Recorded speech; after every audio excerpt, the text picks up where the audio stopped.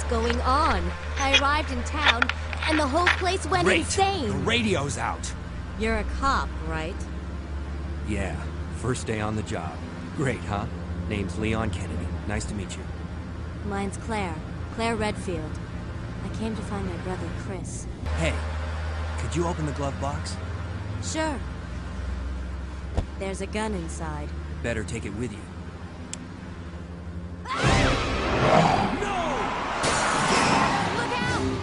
Making pancakes. Making pancakes.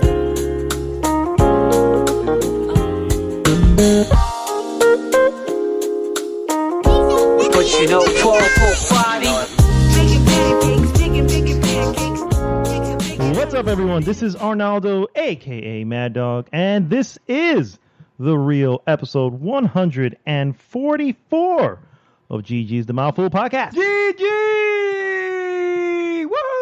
G to the mother G. We're here. It's Friday. It's It is podcast Friday. day. Oh, man. Oh, Let me tell yes. you, it's To the so left. good to be To the left. I know. I had a 3-day week, and it felt like a week. Yes. Like a regular Actually, week. you have 4 days off because you were Monday and Tuesday off. Yeah. And we still, work it Wednesday, still Friday. felt And it super feels intense like, for oh, you. my God. Yes, yes. Oh, that voice, of course, is Mr. David Santos, a.k.a. Dream Twister. Holy balls!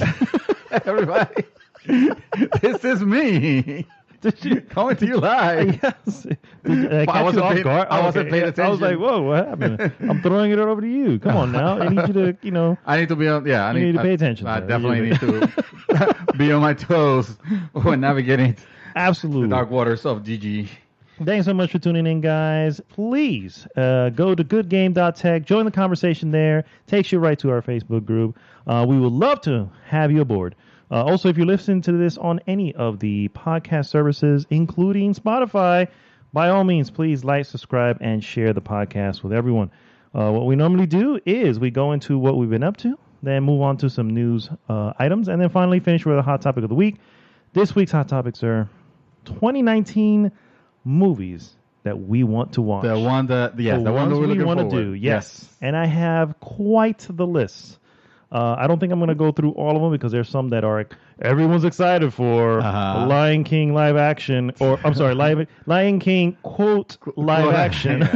Not excited for that one, even though it's coming.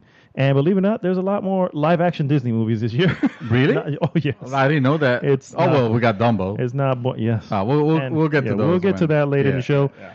But let's start, sir, with what we always start with, and that is what have we been up to? Some might say the standard podcast format. We don't deviate too much on it. It's usually, what we've been up to, Exactly. then followed by, let's get you informed with some news items, and then at the end is either listener mail or, if it's a topical podcast like ours, then the hot topic. Hot topic. Yes, and that's how we wait 2 hours of our time where we just want to sit back, relax. Sometimes 3. Sometimes 3, exactly. Have some I beer. think tonight is a 3-hour night, guys. I'm just letting you know. Oh, So really? sit back, relax, and enjoy the ride. I'm not sure if we should be promising that because there's not a lot of news, or there have been some news items. Yeah, but I don't nothing, think that anything nothing major. world shaking yet. No, exactly, Yeah, exactly. However, movies is one of your favorite subjects. So It is. We're probably And gonna be here all night. I might be talking to myself at one point at this point. I gotta be. Exactly. Yeah. Like, please ignore Dream Twister. He has left us for the evening. All right, sir. What the hell have you been doing? Well, all right. So I have actually, surprisingly enough, I have been playing a few things. Okay. Like I started the week. I don't know if you remember last podcast. I told you that I started playing Ace Combat 7. Yes. You just found me when you came in playing Ace Combat 7. Yes. In the middle of dogfight, I decided to come in and scare the shit And out of you. scared the shit out of me, exactly. When I was like in the zone, I was about to beat Mission 6. Which, for those of you wondering, why just Mission 6? It's because this game is hard as balls. And I was finally... I believe you coined it the the Dark Souls. The Dark Souls of flight sims, yes. Well, great, by the way. a level of difficulty, maybe not the complexity, because honestly, it is very arcadey, and It looks it. Yeah, it looks it. It looks. I mean, it's not like on rails, like a like Afterburner. I'm not talking about that. Yeah. Afterburner. Remember That's a good one, though. That was a great game. Yeah, by Sega. No, but it is. It is semi-realistic in the sense that you have your special your special attack. Let's call it your special missiles. You have a finite amount, but your regular missiles, it almost feels like you have infinite, or at least let's just say I never ran out of them. Jesus, really? And yeah, it's like you're constantly. Okay, that's a little bit oddball. Okay. Yeah, it plays loosely with reality. With reality, yeah. You're not flying into like missile level ups in the middle of the sky. It is no. Okay. It hasn't gone. It's gotten like I mentioned last podcast. Some of the areas that I've started that look a little sparse, but eventually you'll get to like cities where you're probably gonna be trying to make sure that you don't hit a building and stuff like that. That's a quick mission over. that will terminate it, and that'll be bad because the game has terrible checkpoints.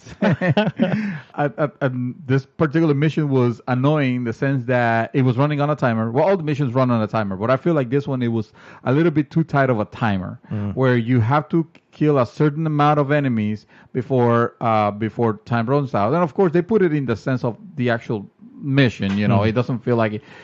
I mean, it is a kill everything before the time runs out, but you don't feel it that way. You feel like you're trying to do a mission because it is mission critical that you complete this before it ends. So I'm on that, and every time I'm always finishing like I think you have to reach like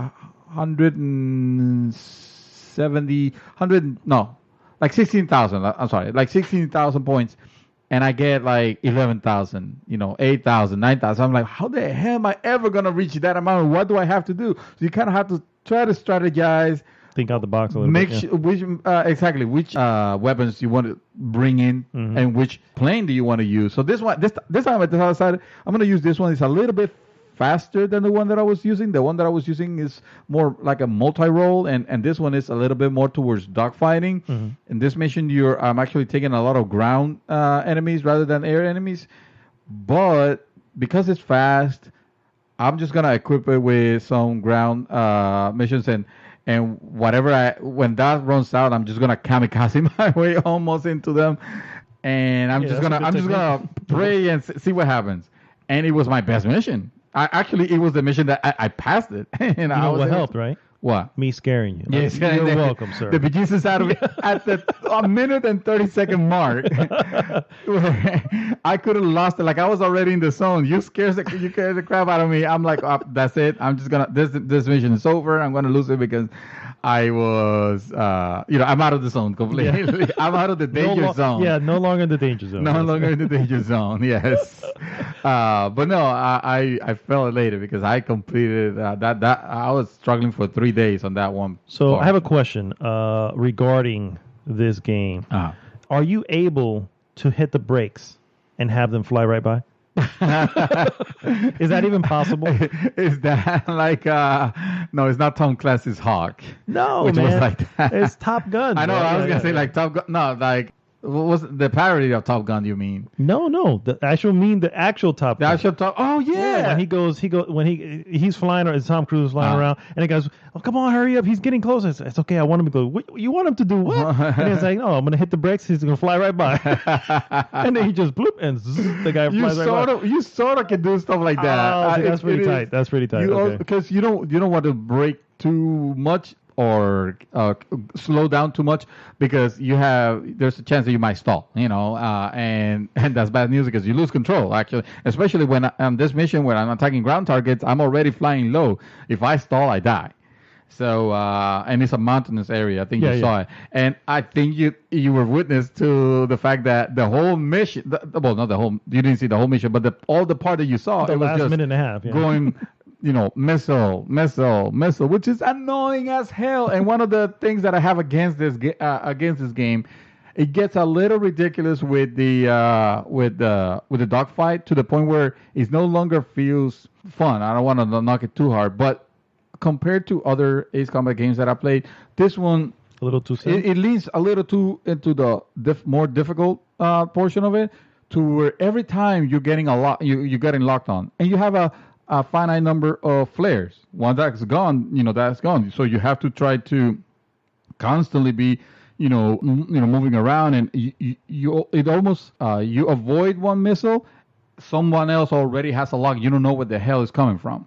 So it's kind of annoying that the whole thing, all the time, your screen is red, and just that thing going beep, beep, beep, missile, and you can't do anything. Yeah, because sometimes you want to line a target. It's kind of like that. And it's in a woman's voice too, right? Missile. Yeah. It's a computer. Shut up! I know. I can see it on the screen. So that is a bit annoying. Like, it went a little too far with it. Also, for the most part, most of the aerial enemies you're fighting, which is part of the whole story thing, they're drones. It takes away. Like, I like the fighting the AI that was supposed to be like another human, another plane, because that felt a little bit more realistic than the ultra precise drones that are always freaking locking on me, and I can't shake them down. You know what I mean? So it gets that part. I mean, I'm still having fun with it, but I'm not liking as much as with other Ace Combats. The story, of course, is completely it's completely nonsensical. No, actually, there's a reason, but it's gone to parts where it's like, okay, this is too dramatic. Okay. I mean, it's trying to be realistic. Weird, also. Okay. I don't know how to how to describe it, but also it's in super Japanese in a sense. I don't mean it that it doesn't look like anime, but it talks and acts like anime. So yeah, it doesn't look like anime. It doesn't have the anime. It does look nice. Like the cutscenes are very really freaking well done. They look very Square Enix like. I mean, they're very nice. Maybe not to that level of fidelity, but good enough. Good, convincing enough. So yeah, I've been having fun with that one. Cool. And but because I told you the missions get so difficult that I need to take a break. Fuck this shit. For some for some reason, I suddenly it woke on me an urge to start playing The Division. Oh, the original The Division. Well, the only one that's available. The Division 2 is not out. But I think is that looking at videos and knowing that it's coming and something like just start like, oh, let me just go back to it and see how it's held up. What's your temperature on Division 2 right now? I think overall, I think it's gonna do well. I don't think it's gonna just disappoint the fans and the people. However, mostly all eyes are on Anthem right now. So I don't think a lot of people. This is not gonna make Division 1 numbers. And also, I checked in the group and there's no support. In our group, I think everybody's pretty cold on it. Well, here's the thing. I've been having fun with The Division, believe it or not. This one, after they made the updates and the changes, and what Ubisoft does, that release the games crap, but then they keep working at it, and they fix a little bit. I found it fun enough to where it has woken my interest. Okay. I'm still debating. It'll probably be a game where I will wait for reviews, just to be on the safe side. Everything, it looks interesting. It looks pretty, and I did like the story, the plot, not the way that the story was delivered. Especially on I feel like on this one, it is, well, for lack of a better comparison, it is basically like Destiny is. You might get a cutscene here or there sporadically, but for the most part, it's just people talking your ear off, and that take these people out, take that hill. Yeah, and it's clear that room. It's the grind, exactly. Go here, if it wasn't for the fact that controlling the character, at least on the Division, on the first one, because I haven't tried the demo, or I don't think the demo's out for the second one yet. But I've heard from people that have tried the demo that the movement feels a little bit different, and I've heard both sides. I've heard people that say, "Oh, it feels good." That's a good thing. Other people saying, "Oh, it feels a little too floaty," and I don't like floaty characters. On this one, however, it controls well enough to where I do like the little parkour that I will do, or when I need to run to take cover and shooting enemies. It still takes a few bullets, but it's not taking the whole the whole cartridge or the whole magazine, whatever is the proper term for it. Yeah. You know. Cartridge, mag, yeah. No, they're not interchangeable.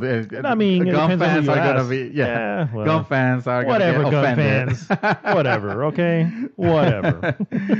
At least we're not calling them clips. Oh yeah, clips is the thing. Yes, You know, that's a '90s clips. thing. I think. Yeah. Yeah. I at first I tried picking up the character where I left off to see. Okay, let me see if I can just finish it, because I started playing. I got to like level 20 or 21 or something like that, and then I stopped playing, and I tried to pick it up where I was, and the mission was like too difficult. And I think it's because of all those changes that they have made. Like I don't remember how I expected. I didn't remember anything. Like I needed a whole new tutorial basically.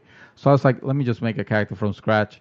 So I made the character and then realized that I made him exactly the way I made my first one, which is like an Asian looking dude, you know, try to badass it as much as I could. You're so you know? predictable. It was.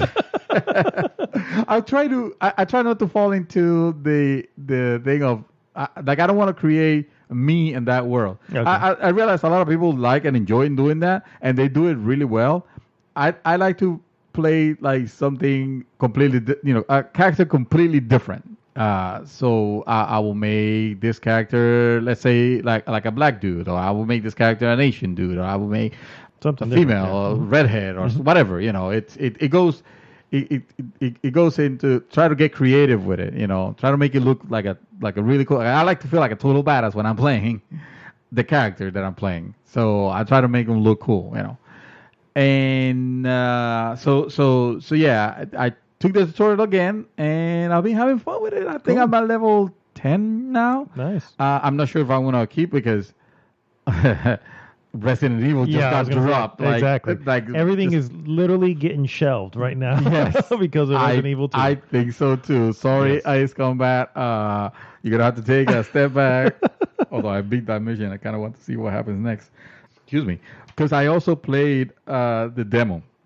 Now, to give you a backtrack, you guys know the demo for Resident Evil 2 demo. Yeah, Resident Evil, the one shot. Yeah. The one shot demo. I downloaded it.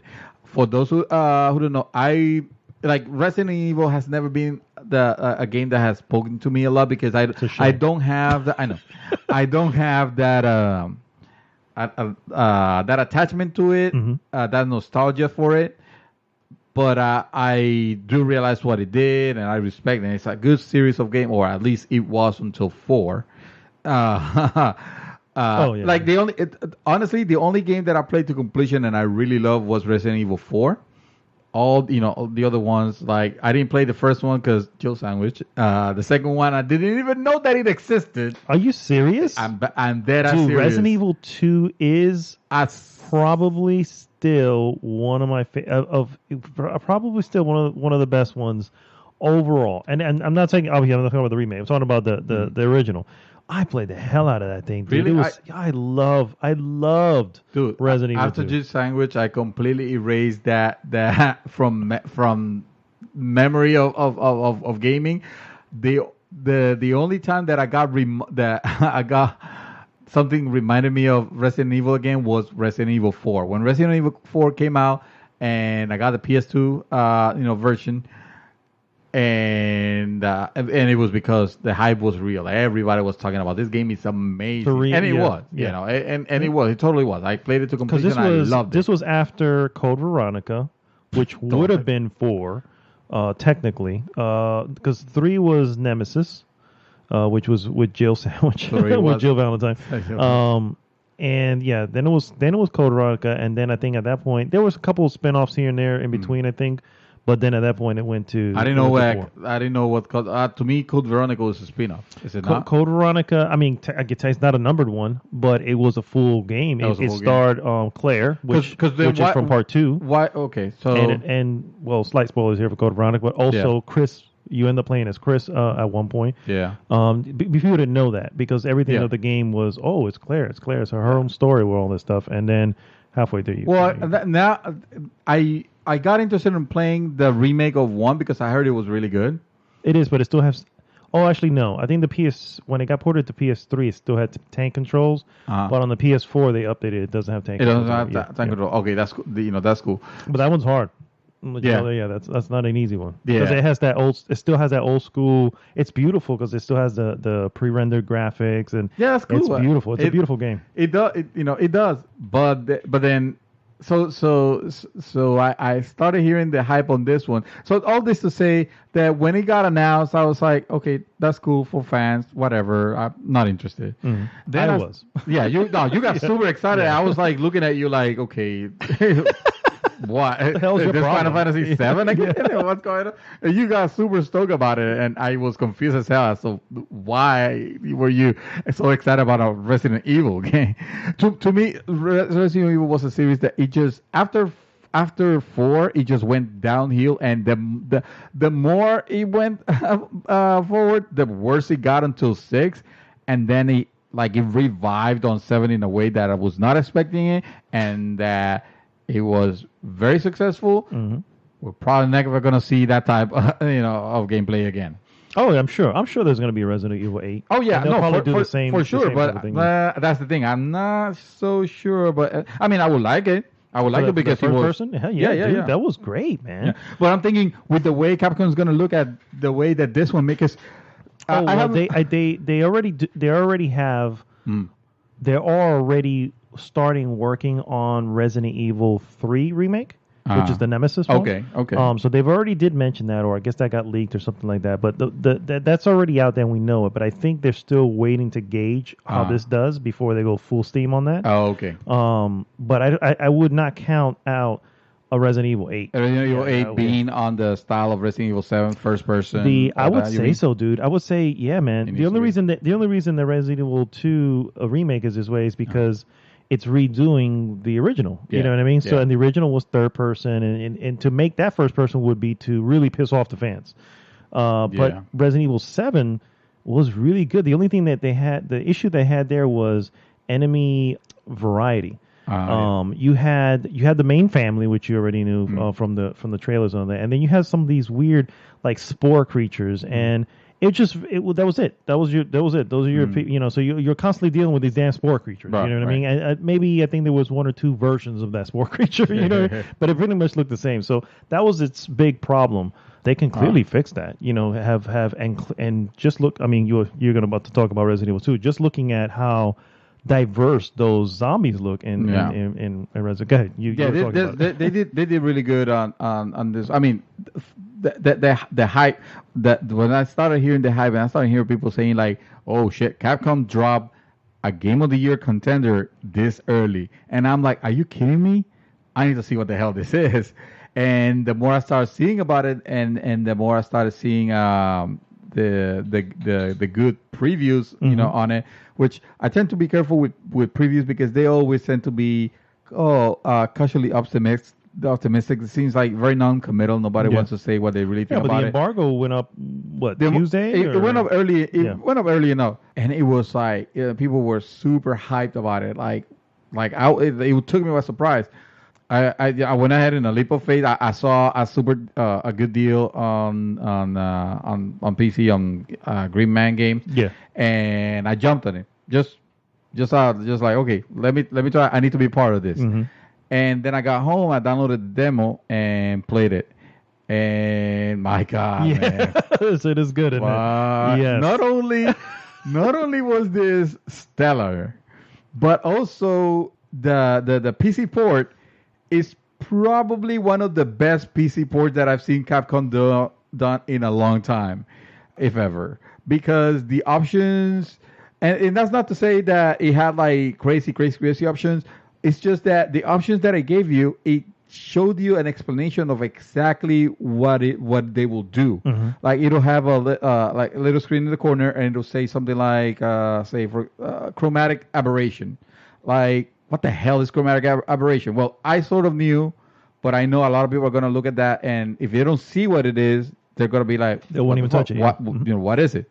And evidently, is that effects that the lenses make sometimes that they make it on purpose, where you could almost see the division between colors on an item, like on the edge of, let's say you're looking at a window, on the edge of the window, you might notice the three colors, the red, green, and blue, almost like put together. Like it's meant to be an artistic thing. A lot of people hate that, but it's done artistically. It could look really cool. So anyway, it just the fact that it gave you an example of, okay, this is what anti-aliasing will make your game look. This is what chromatic aberration will do. This is what this other thing will do. On top of that, it's supported in a demo too. In a demo, yeah. Yeah. It supports 21:9, which is important to me because I have that screen. Like beautifully. It ran super smooth, great. Dude, I was impressed. I was like, okay, yeah, you got my money. Forget it. I'm done. I need to play this. I need to be part of this. And who knows if I come out of this, super hype, I might just go back and play Resident Evil 1 just to get on board with everybody that has talked to, that talks highly about this series. And it kind of excites me to know that they're already planning on doing Resident Evil 3 again, and maybe, if we get a 4. If they skip over Code Veronica, that kind of be fucked up. Oh, no, they will probably won't. You're right. They'll do Code Veronica. If they stop at 4, I'll be fine with that, because they don't need to do... Because the rest of them... They don't need to do 5, I was going to say... Especially don't need to do 6. Well, 5 and 6 are pretty recent enough to be very pretty already the way they are, especially 5. 5 actually was, except for Chris. Yeah, Chris is like... Super Bowl. Yeah, fucking 30-inch biceps. So I was just like, what the hell? And then you see him later in some, well, I won't say where, but you see him later or something, you go, what the hell happened to you, man? You're sick or something? You're wasting away here. So, yeah. So what do you think of the demo overall? First off, were you able to get out? No. Did you die at all? Ran out.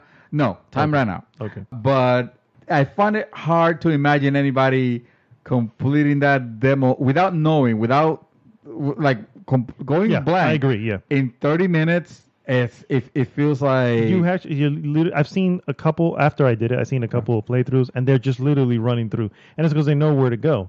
And I'm like, they know exactly what you. I was like, I came into it going, I am not going to beat this in the 30 minutes. I just want to take in the look of it, the feel of it, the sound. I wanted to take it all in and say, okay, to see how it runs. Correct. I was interested in knowing that. Yeah, it's almost a shame that if this was meant to be like a preface to whatever was happening, if it was supposed to be like a demo, as in a tech demo type, then don't matter. But if they're putting this as something that happened before the event, maybe I can't be sure of that. But if they did, then it's kind of a shame that you only get to play it once and then not be able to finish it. It's okay. I actually like it because it's just enough.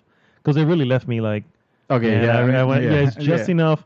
And did you get to the trailer at the end? Yeah, you see the trailer. You see the trailer and all that, and that left me like, yep, I want this. I want it. Make it happen. I really enjoyed it. I didn't make it out either. But I do they had the little touches that they did. There was. By the way, I streamed it, and it's up on our GG YouTube channel if you want to check it out. If you're already listening to us there, you'll see it on the history. Mm-hmm. But anyway, where one of the zombies comes out, and I'm shooting him, and he literally puts his hand up between me and the gun, like to try to stop the gun from hitting me, and the gun shoots its hand, and it just like pulls off the fingers and everything. I'm like. This is ridiculous. You know what I mean? I'm kind of surprised. Yeah, too. They crafted that for a remake. Mm-hmm. It's almost like it's amazing. I was gonna say unprecedented, but that might be exaggerating a little bit. I'm sure that I can think of another remake. But for a remake, it looks really, really. I would say really they put way more effort than I think I would have gave them credit to do. Yeah, you know what I mean. Is this a $60? This is a $60. Yeah. Which is worth it because of what it is. If you're making a remake and it's this caliber, then I pay full price. By all means, no deal, no sale. Just my $59.99. And I think it has a store, but the store what it really is for those that at first don't get the deluxe edition, which is supposed to have like all their customs. Yeah, costumes for and it. stuff, yeah. You can buy them, and that's Which I've and seen that's them, it. and I'm like, to me, I don't wanna do especially in it. my first playthrough, they're Yeah, a little distracting. I don't know. Like, I don't want to do it. I never care about doing extra, costumes. There's a couple of cool costumes which kind of go back to because Resident Evil 2, I guess, was started at one point originally, and then it ended up getting canceled. Yeah. and it was supposed to be somebody else, this biker girl. That they changed that biker girl into Claire, who is the character now. But the other biker girl had a suit and she was blonde. She had like a biker suit. So that biker suit that never made it into the thing is like they put it? yeah, that's one of the that's suits you cool. can get. So That's I'm like an homage. Yeah, I like yeah, it. that's really cool. I like it. I like it. Stuff like that, I can deal with stuff like that. Yeah. See, I feel like this. Sometimes I have weeks that are really slow in gaming, and some of them are very filling. I feel like between Ace Combat and the Division and this demo and something else also, but I'm forgetting. It's probably not important. I had a fulfilling week with games. Yeah, Nice. yeah. And again, caught me by surprise. Freaking Division. How much fun I'm having with it. It's like I should have probably played this before, but when it came out, it was crap, and now it's good. And I hate you, Ubisoft, for doing this. I hope you learn your lesson. This is literally their MO at this point. Yeah, exactly. I did watch a couple of things. I went to the movie theater. I don't remember. What was it that I saw at the movie theater? The movie that we are going to pretty much pan at this point. At least I know I will. All right, I tell you what. I'm gonna leave that one to you because we saw it, and it just came back to me now. But I don't have the strength to talk about it. It's I'm gonna let you at the helm of that one. Speaking of the helm, I started watching this series, The Orville. Oh, okay. Which is, you know about it? I know of it, yeah. Yeah. So the series is meant to be, I don't want to call it a spoof because, it kind of is, but it's its own thing also. But it's trying to copy a lot series like Star Trek: The Next Generation. Yes. Very, very closely. Like, incredibly so, like to the point where I mean, I think it's pretty much a spoof. It's spot on. Yeah, it's pretty much a spoof, right? Yeah. Right. It's definitely satirical. It's a satirical too. Yeah. Yes, definitely, because the whole thing is very light. It has comedy. It is. I'm not gonna say that it's like hysterical. Like, oh my god, it's written by. Oh my god, what's Seth his name? MacFarlane? Seth MacFarlane. Yes. I watched, which is like for the record, anyway, to know that's from Family Guy. Yes. And what's the other one? Well, the Family Guy. That's Family where Guy he got was his the one video. that obviously it's. I started watching with my wife. I appreciated it a little bit more than her, but I understand it's because I am the type of guy that likes more the light comedy series. Yeah. She's the one more into like the serious one. Like she wants me to start watching Jack Ryan, and I will. Oh, I need to watch that already. At some point. Yeah, I will. But that's the reason I actually got Hulu.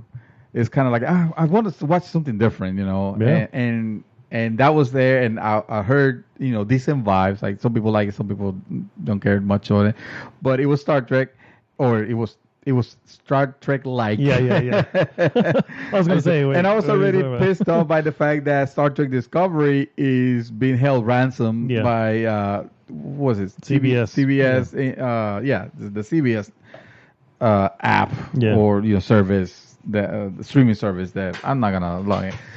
So, and I heard a lot of people saying, "Oh no, that one is whatever. This is the one that you should be watching if you want to get your Next Generation vibe." Nice. And dude, it is that. It is that. And when I say it plays very close homage, is not a complete spoof. I think I agree with you that it is a complete spoof. Yeah. Is that it has the holodeck, the Oroville or the USS Oroville, or whatever they call it. You could look at it and you could tell what they were basing it from. Almost kind of looked like Voyager, but a little bit of, exactly. Yeah, it's pretty on the nose. Yeah, it's pretty very, very on the nose. The characters are, you have the equivalence of, okay, this is supposed to be Worf, but it's a young girl, but she's just as powerful, but she's also pretty awkward. She's probably awkward. Yeah. It has. You have your robot, which is supposed to be like Data, but so so I enjoy that quite a bit. The thing that I will say is that it like it does, like, obviously as a comedy, there's some things that they play very loosely, and they are not gonna be, they're not gonna be taking it too seriously. I heard there's some dramatic moments, later on. Yeah. But let's say for example, it's supposed to be the series in the future, but all the references are from like stuff that you and I know from this time, from this time frame. So it'd be like, how do they know about Duck Dynasty, for example? Or how do they know about like this? Or That's definitely Seth MacFarlane. what is that? Kermit the Frog. They have a thing with Kermit the Frog. It's like, come on, guys. Yeah. At least make an attempt. Yeah, Everybody. It's Seth MacFarlane, dude. If you've ever watched Family Guy or any type of his things, you know what you're getting into. Yeah. With him, Well, I was not. I mean, I realized it's a good series. It's not my thing. So I realized that it was going to have that Family Guy, the humor. What I was expecting it being in space. Maybe I don't want to call it more intellectual or anything like that, because that's really not what I'm looking for. I still want the comedy, the haha, but more like I don't know, more adept to the time frame that they're playing. Like, they don't explain in any way whatsoever. They don't even try with everybody has universal translators. No, your aliens will be like, hey, this alien sounds very urban, and that's just. I mean, he might be a slime, but it's just the way it is. normal. Yeah, exactly. Everybody talks English, and in this series, everybody looks serious. Like, even the costume of some of the aliens are like very like, dude, this looks like something that you would wear for like a Saturday Night Live skit, not a series. Like I said, it's very. It's very on the. Yeah. I mean, it's a Seth MacFarlane with. What it reminds me, I don't know if you ever saw this movie called Galaxy Quest. I saw, yes, Yeah, Galaxy Quest. I yes. freaking love that movie. Yes, that was another spoof on. There you on go. Star Trek, but the original Star Trek Right. with Captain Kirk. Captain Kirk. Yeah. And but this, of course, I don't know what the name of the captain, but it's played by Tim Allen. Tim Allen, yeah. And he's very what everybody thought William Shatner was, to be this jerk. You know what I mean? Yeah. And it's really good. If you haven't seen it, I want to say it's a 90s movie. It could be 90s, maybe 2000s movies, but it's maybe 2000s. But that's that. When I first saw the commercials for the Orville, that's the first thing I was like, oh my god, they're doing a Galaxy Quest spoof. Dude, you nailed it right there, because it's very. It has that very lighthearted feel. Yeah. On it. It's like, hey, we have sci-fi here. We're just not gonna take it too seriously. It's not meant for nerdy type. This is just for relax and this is just relax and enjoy this. Exactly. Yeah. That makes sense. I saw that movie, but like I said, I'm gonna let you tackle that one because, oh boy. Oh yeah. So real quick, I do want to mention. I did also play. I mentioned I played the demo. I didn't make it either. I thought it was great. I mean, I thought it was a great way of teasing you, especially coming out just before and a little bit after, because I think it's still going to be available to the 31st, even though the game's out today. Okay. So people will still be tantalized. Man, I need. They should leave it. They should leave. Well, no sensing, because if you wonder if you should buy it, at whatever time I feel maybe they'll bring it back. But right now, that's the plan, to leave it to the 31st. So, it's very good. Right now, I think, as a matter of fact, as we speak or soon. We're going to have Chaos Reaper actually start his stream of the game. Yeah, it's going to be at this point. You guys already listened, so you guys missed a hell of a stream. Yeah. And it'll be Chaos. I hope you really did. No pressure now. No pressure now. It was amazing. Yes, obviously. It was amazing. But yeah, so I did play that. I do want to mention one game before I get to this freaking movie. I played Moonlighter. You play Moonlighter? I made Moonlighter, yes. Oh, snap, yes. And this is the Racketeer. Well, there's a game called Racketeer that is pretty much the same gameplay almost. Okay. This might as well be a skin of it. Yeah, it is. But yeah, talk to me about it is a Moonlighter. Beautifully made, just gorgeous 16-bit looking pixel art.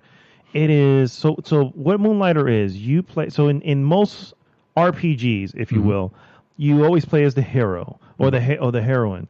And you go into stores and you buy stuff from the stores, and then that helps you on your quests and all this stuff. So this game dares to ask, hey, What about the shopkeeper?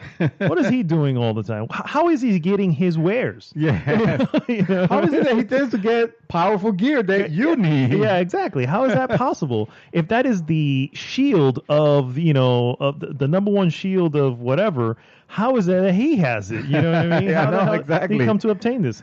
So what you end up doing, so the game plays, I can't remember the character's name now, but the Moonlighter is actually the name of the shop. Oh, the shop. And Okay. I thought it was because you were moonlighting. It is. It's a play. It's a play on that as well.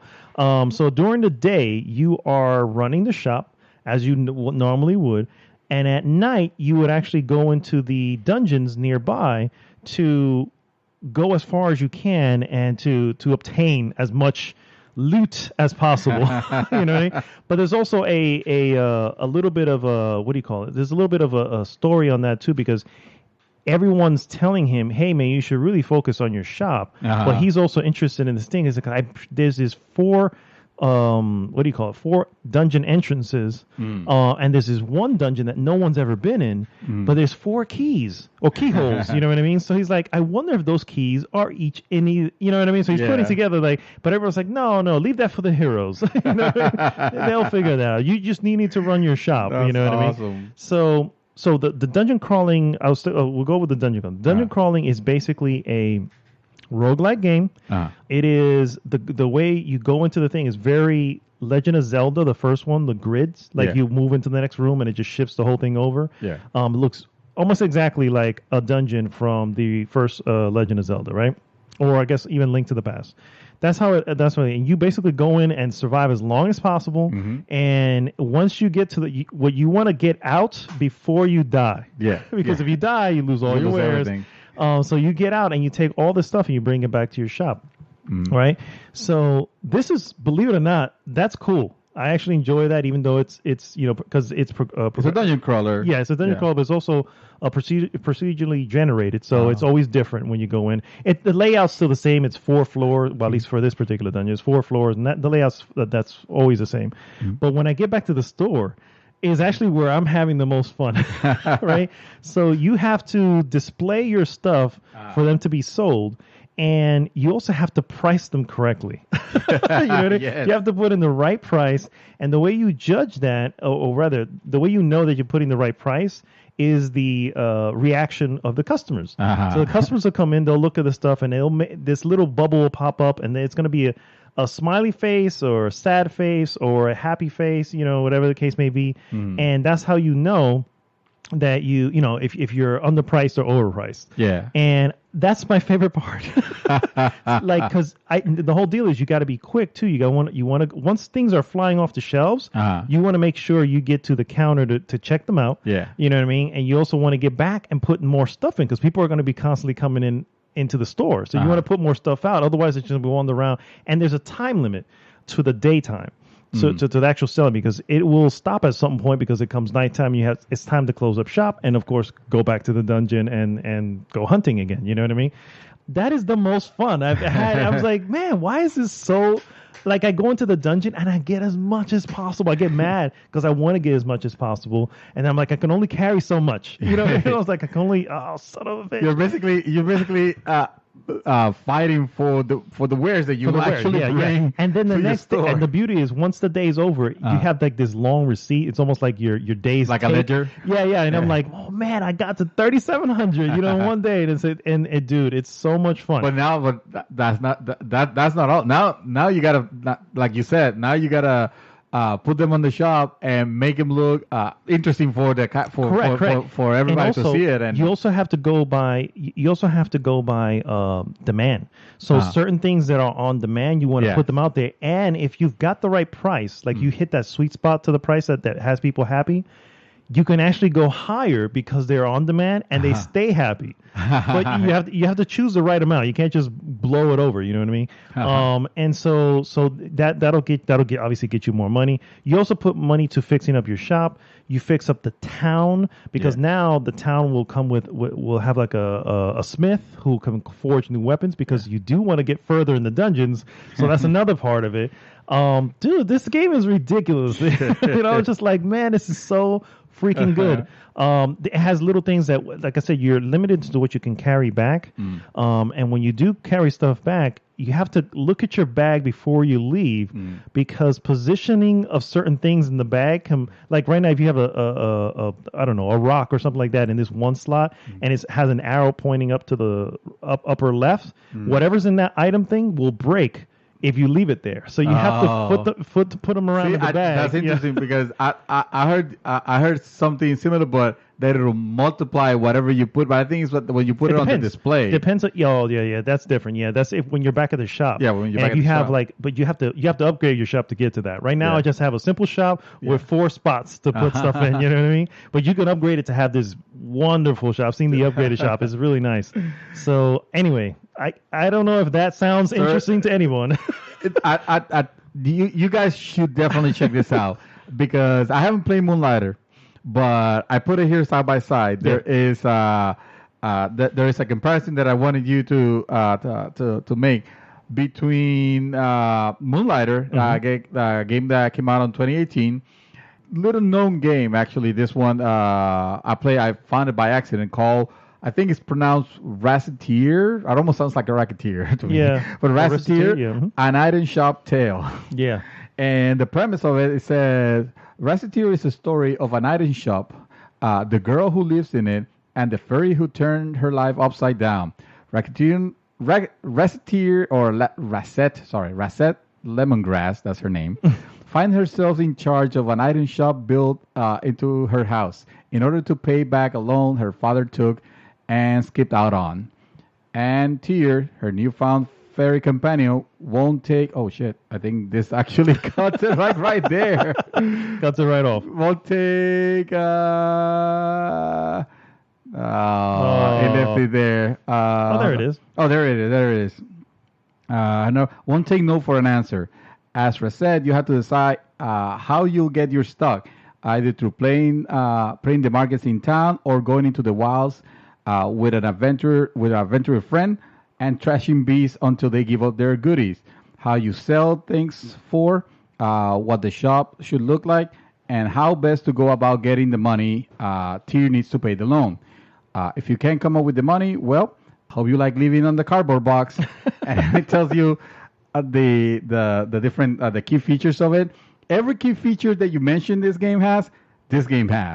So either it's the same developers and they're just reskinning it for. I don't know if it's the same developer. This was it doesn't say. This game, Digital Sun is the developer. Digital Sun is the developer of Moonlighter. Racketeer is Easy Game Station. Easy Game Station is, and that game was released on September 10 of 2010.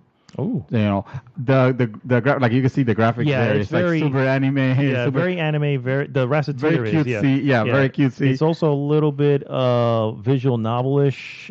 With the characters. Well, look at the that's the gameplay right That's there. the gameplay. That's for example, the dungeons in itself. That's the shop. It kind of we'll obviously post this for you guys to see. No ideas what we're talking about. Yeah. Because it is. So this is to say both games are priced at the same price. I just noticed is $19.99. I think I tend to see Racketeer go as low as $5. Oh, on sales. On sales, and whichever one you get, it doesn't matter because I think it's a really cool concept. Yeah, the fact that you're not playing the hero, the typical hero, I should say. You're your own hero in your own way. Yeah. You're actually, and this one, like I said, does have. There's clearly a mission in the background that you can actually complete and all that, and it's obviously going to take time. But I definitely, if any of that sounds interesting at all, I will post a gameplay video of it so you guys can see it. I might even stream it because I just enjoy the hell out of selling. I was like, man, I can't believe this. And you have a ledger, and you can keep eyes on because the whole deal is like there was an item that I put in, and somebody was like. Had like these coins in their eyes when they make the smile. And I'm like, oh, I think I did good on that one. Yeah. Turns out I underpriced the hell out of it. And they were like, holy shit, this is cheap. So you don't want to do that either. You also don't want to oversell stuff. Like if there's low demand for stuff, you really don't want to sell that now because you can flood the market and it can actually hurt the price. Yeah. So there's all these little things in between. I'm like, man, I never thought I would be so into something like this. Does the main character go, capitalist, ho! No. That's Racketeer does actually sure. say that. I'm sure. Well, that's nothing, but that sounds like, again, it is a Japanese-looking game. Yes, exactly. So that's probably has something to do with that. Oh my god! But yes, so that's Moonlighter, and I've been playing that. But of course, that's gonna take the shelf because RE2. I'm gonna have to, but, put on the back burner. Exactly. If they're hard to come, careful. Don't let it. Because I stopped playing this one for God knows what reason, and I've been meaning to come back and I haven't. I started playing in 2010. Wow. That's No, but I remember it being like super fun. I do want to go back. You know what? Now that you talk about it, I kind of want to load it. Yeah. Or get this one, Moonlighter. Yeah. But I already own this one. Well, get the better one. I'm just kidding. I'm sure they're both good in their own way. Yeah. You know what's not good though? Fucking Glass. Okay. That's the name of the porno. Is a fucking Glass. So it sounds as painful as. Yes. It is as painful as to watch as it sounds. So we both went out to see the movie Glass. This is M Night Shyamalan's, I guess, third chapter in the Unbreakable series. Can we call it? I guess I don't know. Yeah. So the first chapter was Unbreakable. The second one was Split, which was great. Also. And they released the trailer, which completely spoiled those two, for the record. Yes. You know what I mean? Yes. And for the third one, and dude, my excitement and I wonder. Part of me has been, was I too excited? Was the level of excitement too high for this? I think that played part too. Maybe it did, maybe it didn't. I could not believe the utter nonsense that I saw, and I'm just going, I can't believe you have made these characters who have come to like and really enjoy stupid. I was just like, this is, oh my god, this dude. movie's boring. Yes, there's like 50 minutes of Sarah, or whatever her name, staring at you, Yes. at the camera, just talking and trying to convince. You know what? I'm gonna speak a little loosely on stuff here. So if you don't want to hear about the movie and you really want to watch it, what the hell is wrong with you? All you need to know is that it's bad. Yeah. So, but for the record, so she is trying, and this is, you'll see this I think this is in the trailer. She's trying to convince them there's nothing wrong with you. Right. You're obviously there's nothing wrong. There's nothing special about you. You're just a regular person. This is in your mind that this is happening, right? Yeah. And she spends literally 50 minutes of the movie, maybe a little bit more, trying to do this. And I'm sitting there going, why are we still on this? We already know that there's no way that we're going to walk away from this movie going, man, I can't believe that all that was fake. Yeah. You know what I mean? It's all in their mind.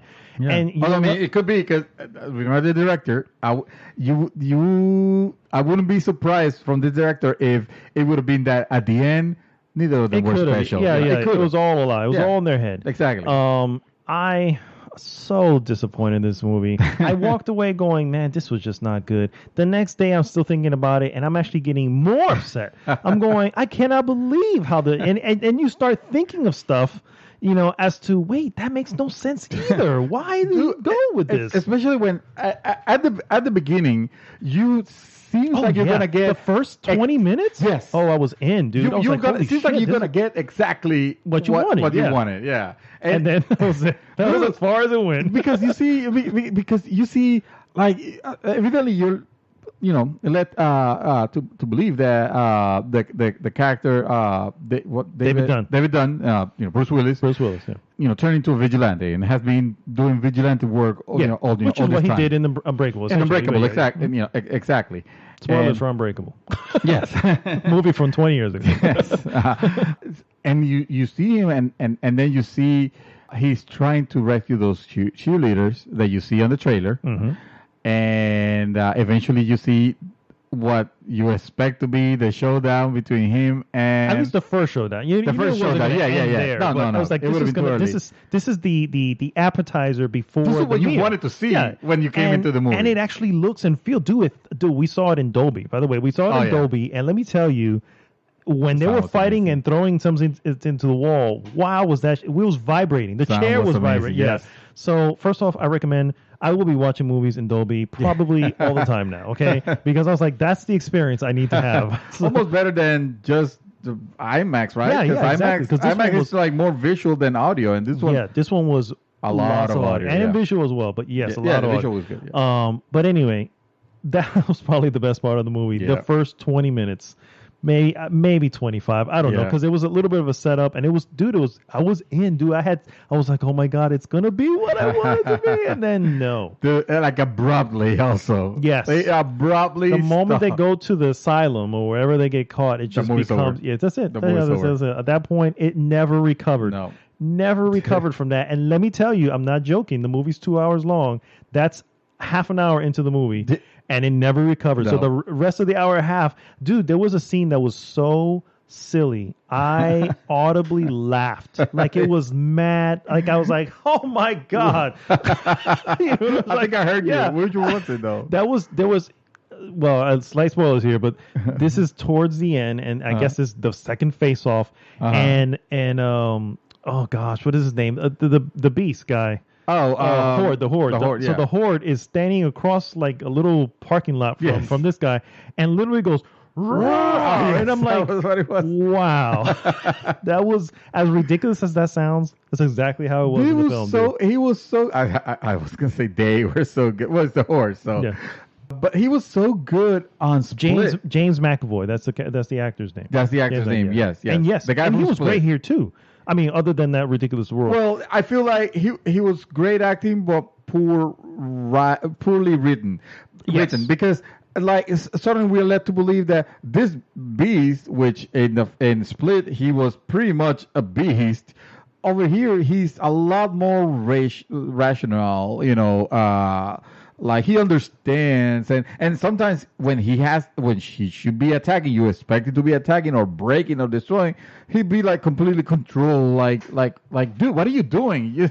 This is what you expect the Hulk to be when he's out of control. You know, he's not listening to anything. You know, and no, you know, and also like I still love all the characters that he played. You Yes. know, all the different personalities. the different personality that he had. I still And he love had him. more in this. There's like more that I had. I felt like I had more. Yeah, Yes. Or at least, The kid, especially, I love that.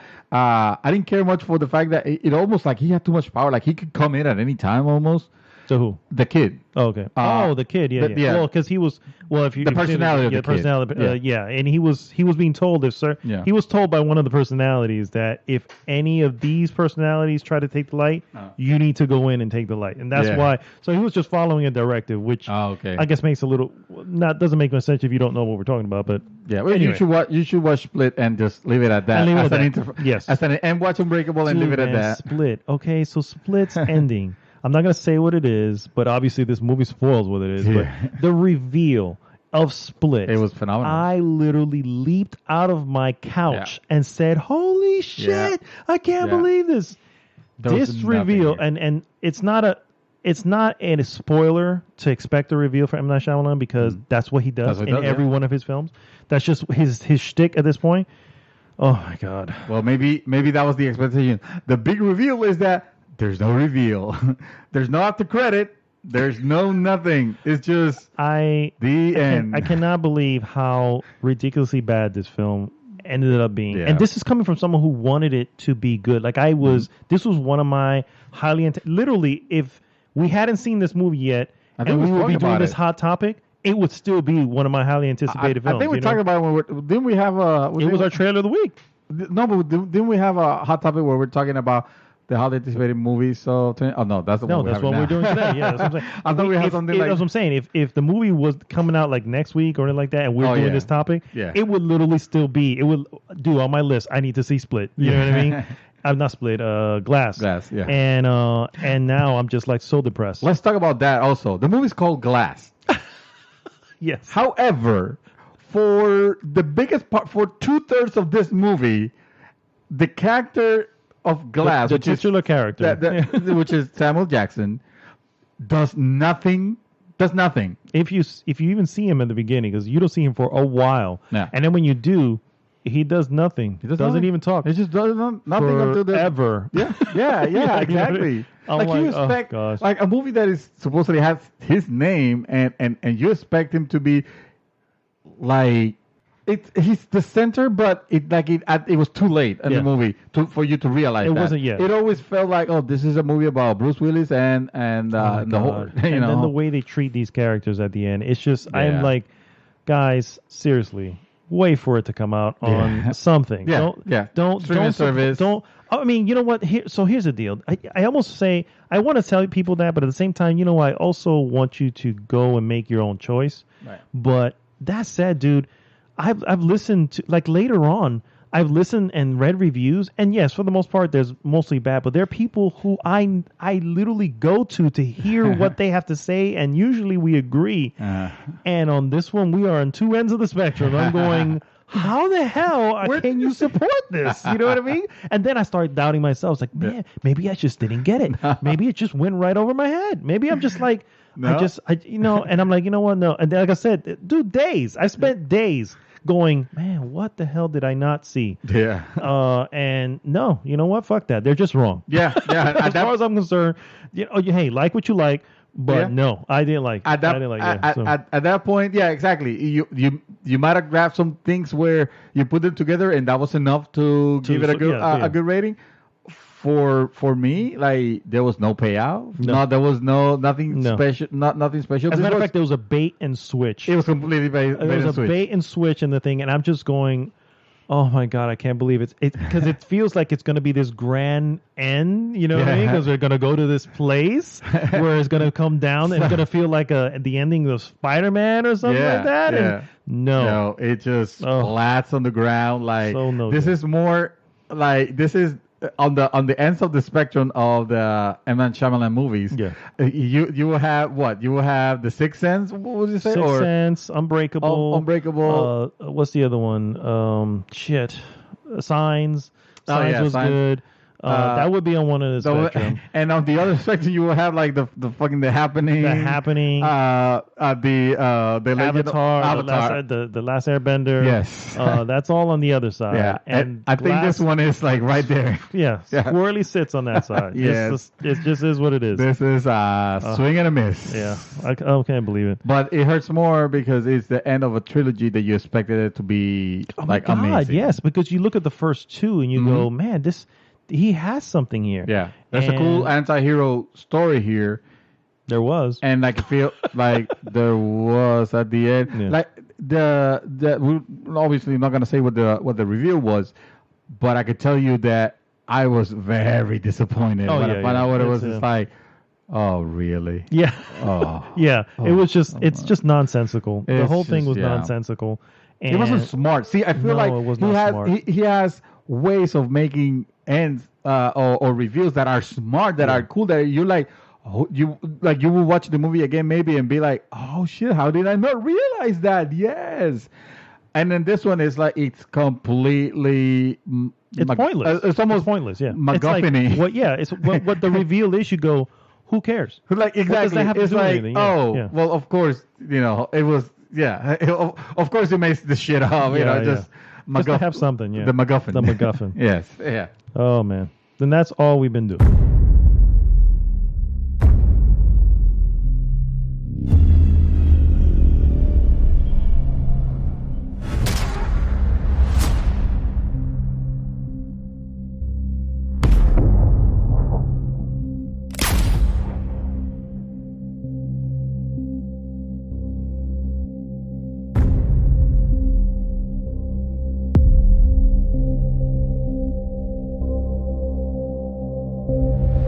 Welcome back, guys. We're going to go into a new segment. That I am going to call. We're going to call the Mouthful's Fresh Pick.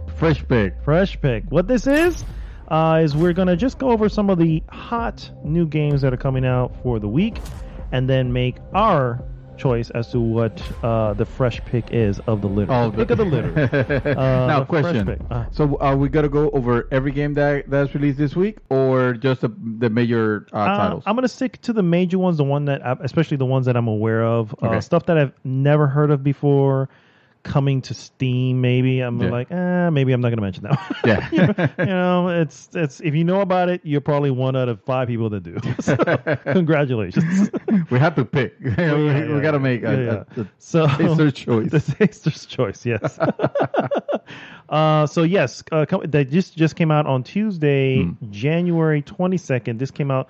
It says PC and PS4. It's called The Hong Kong Massacre. Unfortunately, Oh yes. it's only available on PC for the moment. What the hell? Apparently, there's a little slight delay to PS4, but it's still coming out to PS4. Hong Kong Massacre, if you haven't seen it, Do you need is to update the PS4 drivers? the maybe there's some damn The ray firmware tracing updates. is not prepared. Firmware updates are not going well. Stability updates. Yes, exactly. Stable as fuck. Exactly. If you don't know what that is it's almost a mix between, well, it's definitely Hotline Miami, but it takes place in Hong Kong. I would call it a looks 3D Hotline Miami almost. Definitely. And Yeah. it has a little bit of slow motion, which gets a little bit of Max Payne Yes. thing to it, which really, really looks cool. Well, the moment I saw that, and I saw the trailer of this game, and it looks pretty awesome. Graphically and stylistically, stylistically. Yeah. Because he made me think of those John Woo films, yes. Films, yes. Very wireful. Yes, very those crazy stunts. Yes. It looked really rad. There was a game that came out a long time ago. It was something like that. I'm gonna blank out on the game because I don't remember. That was like slow motion? It was. I'll tell you even more. It was a game that was supposed to be the sequel of a very famous John Woo movie, Oh, I think I know what you're talking about. and I'm gonna try to find out what it is. Jet Li. Was it Jet Li in this? I want to say. Hold on. I need to find out. All right. Well, while you go there, I'm going to go on the rest of them. Demon's Tilt coming to PC. The Raven Remastered coming to Switch. Jack Quest, Tale of the Sword, coming to PlayStation 4, Xbox One, and Switch. Life is Strange 2, Episode 2, also coming to PlayStation 4, Xbox One, and PC. Go ahead, you found it? Yeah, Stranglehold. Stranglehold. Stranglehold. Yeah. What was Stranglehold? That was actually John Woo. Yeah, that was not the one with Jet Li. That was something else, I think. What was Stranglehold? I'm trying to remember. It was supposed to be like It was like a hard-boiled. Hard-boiled. Yeah. There you go. That's great. It was like a hard-boiled. Oh wait, that's it. That's it. You nailed it. On my first try. Thank you, guys. And then last, of course, Resident Evil 2 coming to PlayStation 4, Xbox One, and PC. It was actually out today. I don't think this is gonna be difficult at all. My first pick choice there, my friend, will definitely be Resident Evil 2. I will agree. Definitely give honors to the Hong Kong Massacre when it eventually comes out. Well, it's out now. Oh yeah, it's on PC. On Steam. You might as well go If you check wanna- it out there. Yeah, because fuck PlayStation. It's so difficult to code for the PlayStation. You know? Evidently, Yeah. God. And then you have to be worried about firmware updates and firmware Yeah, updates. that's what happened. The firmware update hit the same day it was coming to the store, and suddenly, they just threw it all Broke. off. It was gone. Something they just erased the source code by accident. That's messed up. Damn. No, definitely. I will go with you with Resident Evil. Absolutely. All right, so let's move into our news. First news item, you think I would have already ready to go. But Okay. I'm ahead, ready so- to fire. Let me see. Nope, because my phone closed. Oh. But I have it. Okay. All right. So this is something that I was kind of surprised that that it happened, especially because I feel like this particular entity has been a pillar in the Community? game industry in general okay. for a long time, and we're talking about Machinima. Oh, wow. So Shit, I haven't even said Machinima in forever. right? Yeah. Well, they were still there, and they were still showing videos, and they have original programming. Yeah. It's just that it was weird with all of a sudden, out of nowhere, they decided to pull all their YouTube videos, Oh, shit. so they're no longer available. And it says Machinima pulls all YouTube videos, saying that it has pivoted from distributing content on legacy channels, whatever that means. That means they're starting their own servers. It just That's what that means. it probably is that, and that'll be very, very, very sad. This comes courtesy of Eurogamer, and it says, as reported by Kotaku, Machinima has seemingly set all videos on YouTube on its YouTube channel to private, removing years of creative output and emptying a channel of almost 12.44 million subscribers. Subsidiary channels such as Machinima's Happy Hour and Machinima Trailer Vault have also had their videos removed from the public. It would appear that the platform, which featured contests such as BFF, Super Best Friends play. Christopher walking through. Oh my God, that's a good yeah. And more. That's kind of sad now. I'm a little did bit. not notify any of these followers nor creators of the changes, and at the time of writing, there is no official word on any of Machinima's official social media accounts. The news spread as the news spreads, fans and creators are sharing their memories via a hashtag. Rest in peace, Machinima. Oh, Rip wow. Machinima, basically. Other media recently just went and deleted. Oh, this is a quote actually from former creator and employee of Machinima, Jeremy Acevedo.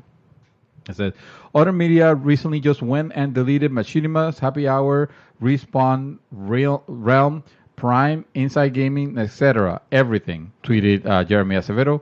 While former creator Matt Danovic said, "Sad to see the catalog go. As many have already said, Machinima was a special place filled with amazing people." And then there's some other quotes, like one from a Lawrence Sontag. It says, "Wow, they finally went ahead and deleted everything we have done. 7 years of work lost to the sands of time." Oh wow. Hashtag Rip Machinima. Machinima was founded at the turn of the millennium and was later acquired by Warner Brothers Digital Networks in 2016. After Warner Brothers, in turn, was acquired by AT&T in 2018. Machinima was subsumed by the AT&T's owned multi-channel network, Fullscreen, which is operated by Otter Media. So it definitely passed hands, as you can see. In a statement to Kotaku, owners of Otter Media said, and this is the quote that I read at the beginning, "We are focused on creating new content with the Machinima team, which will be distributed on new channels to be announced in the coming months. In the meantime, the Machinima networks of creators channels continues to showcase the talents of the network. As part of this focus on the new content, we have pivoted from distributing content on a handful of legacy operating channels."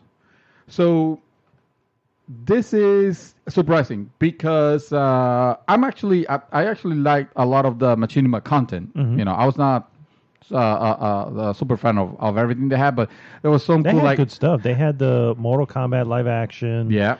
Street Fighter live action. They had a couple of like series that had I wonder, going did on. they have Red versus Blue, or that was Rooster Teeth, or was Rooster Teeth was part of Machinima? That's a good maybe? question, sir. I don't think that was part of Machinima, though. I don't remember, but I do remember a lot of content like Sonic for Hire was one of my favorites. I remember that one. Like that series was hilarious, and a lot of content like that, which was just very gaming centric and oriented on that type of content. It was surprising because it was out of the blue. There's no announcement, no nothing. And it was almost disrespectful. I mean, and especially a channel that is so successful. 12 million subscribers. Like, what is it that what is your plan? I mean, I don't know. I'm not an exec, but what is it that you're trying to do that you think that might net you more?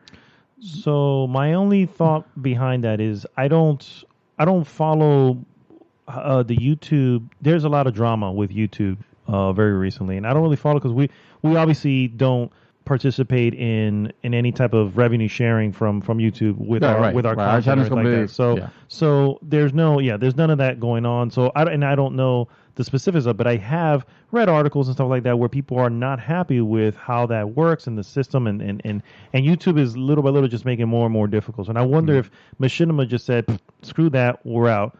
We're gonna go to the Epic Game Store and release our stuff over there." Who knows? I mean, that's the only thing. Maybe they go to Netflix. Why not? You know what I mean? That could be, or Hulu or anything else. You know what I'm saying? All these other streaming services. Yeah. So and they, right now Hulu has a series. The name is Letterkenny. It's called Letterkenny, and it actually started off as a either YouTube or something like. But that's where the show started, and boom, now it's on Hulu. So you think this might have been maybe that's the part that we don't know yet. Yes, That that's the is part like- we don't know yet. We Okay. don't know what happened, but I'm pretty sure they're like, no, let's bring it. Let's take our content where we can actually get something more for it because YouTube is just dicking about, with how much we can make with this, But whatever. still, you got to. I will have to imagine, even with the digging around from YouTube, 12.4 million subscribers, and with obviously with app supported content, that should still Well, be a lot True. more. I maybe would think. maybe it should, but think of it this way: 12 million subscribers. Who knows what the cut is as far as that? If you go to some place like Netflix, where you have 50 million subscribers already there, That's true. you know what I mean? So and they're Well, just gonna get whatever the Netflix pays. 12 million, for it. 15 million subscriber. Yeah, and that's a huge. It's a bigger market. That's a bigger market potential growth, but also potential for like the 12 million that they had on YouTube. It was like their niche. The people that are already fans that are already following them versus putting on YouTube. On Netflix where any you of the have other a ones, bigger yeah. thing, but then maybe you don't get the following.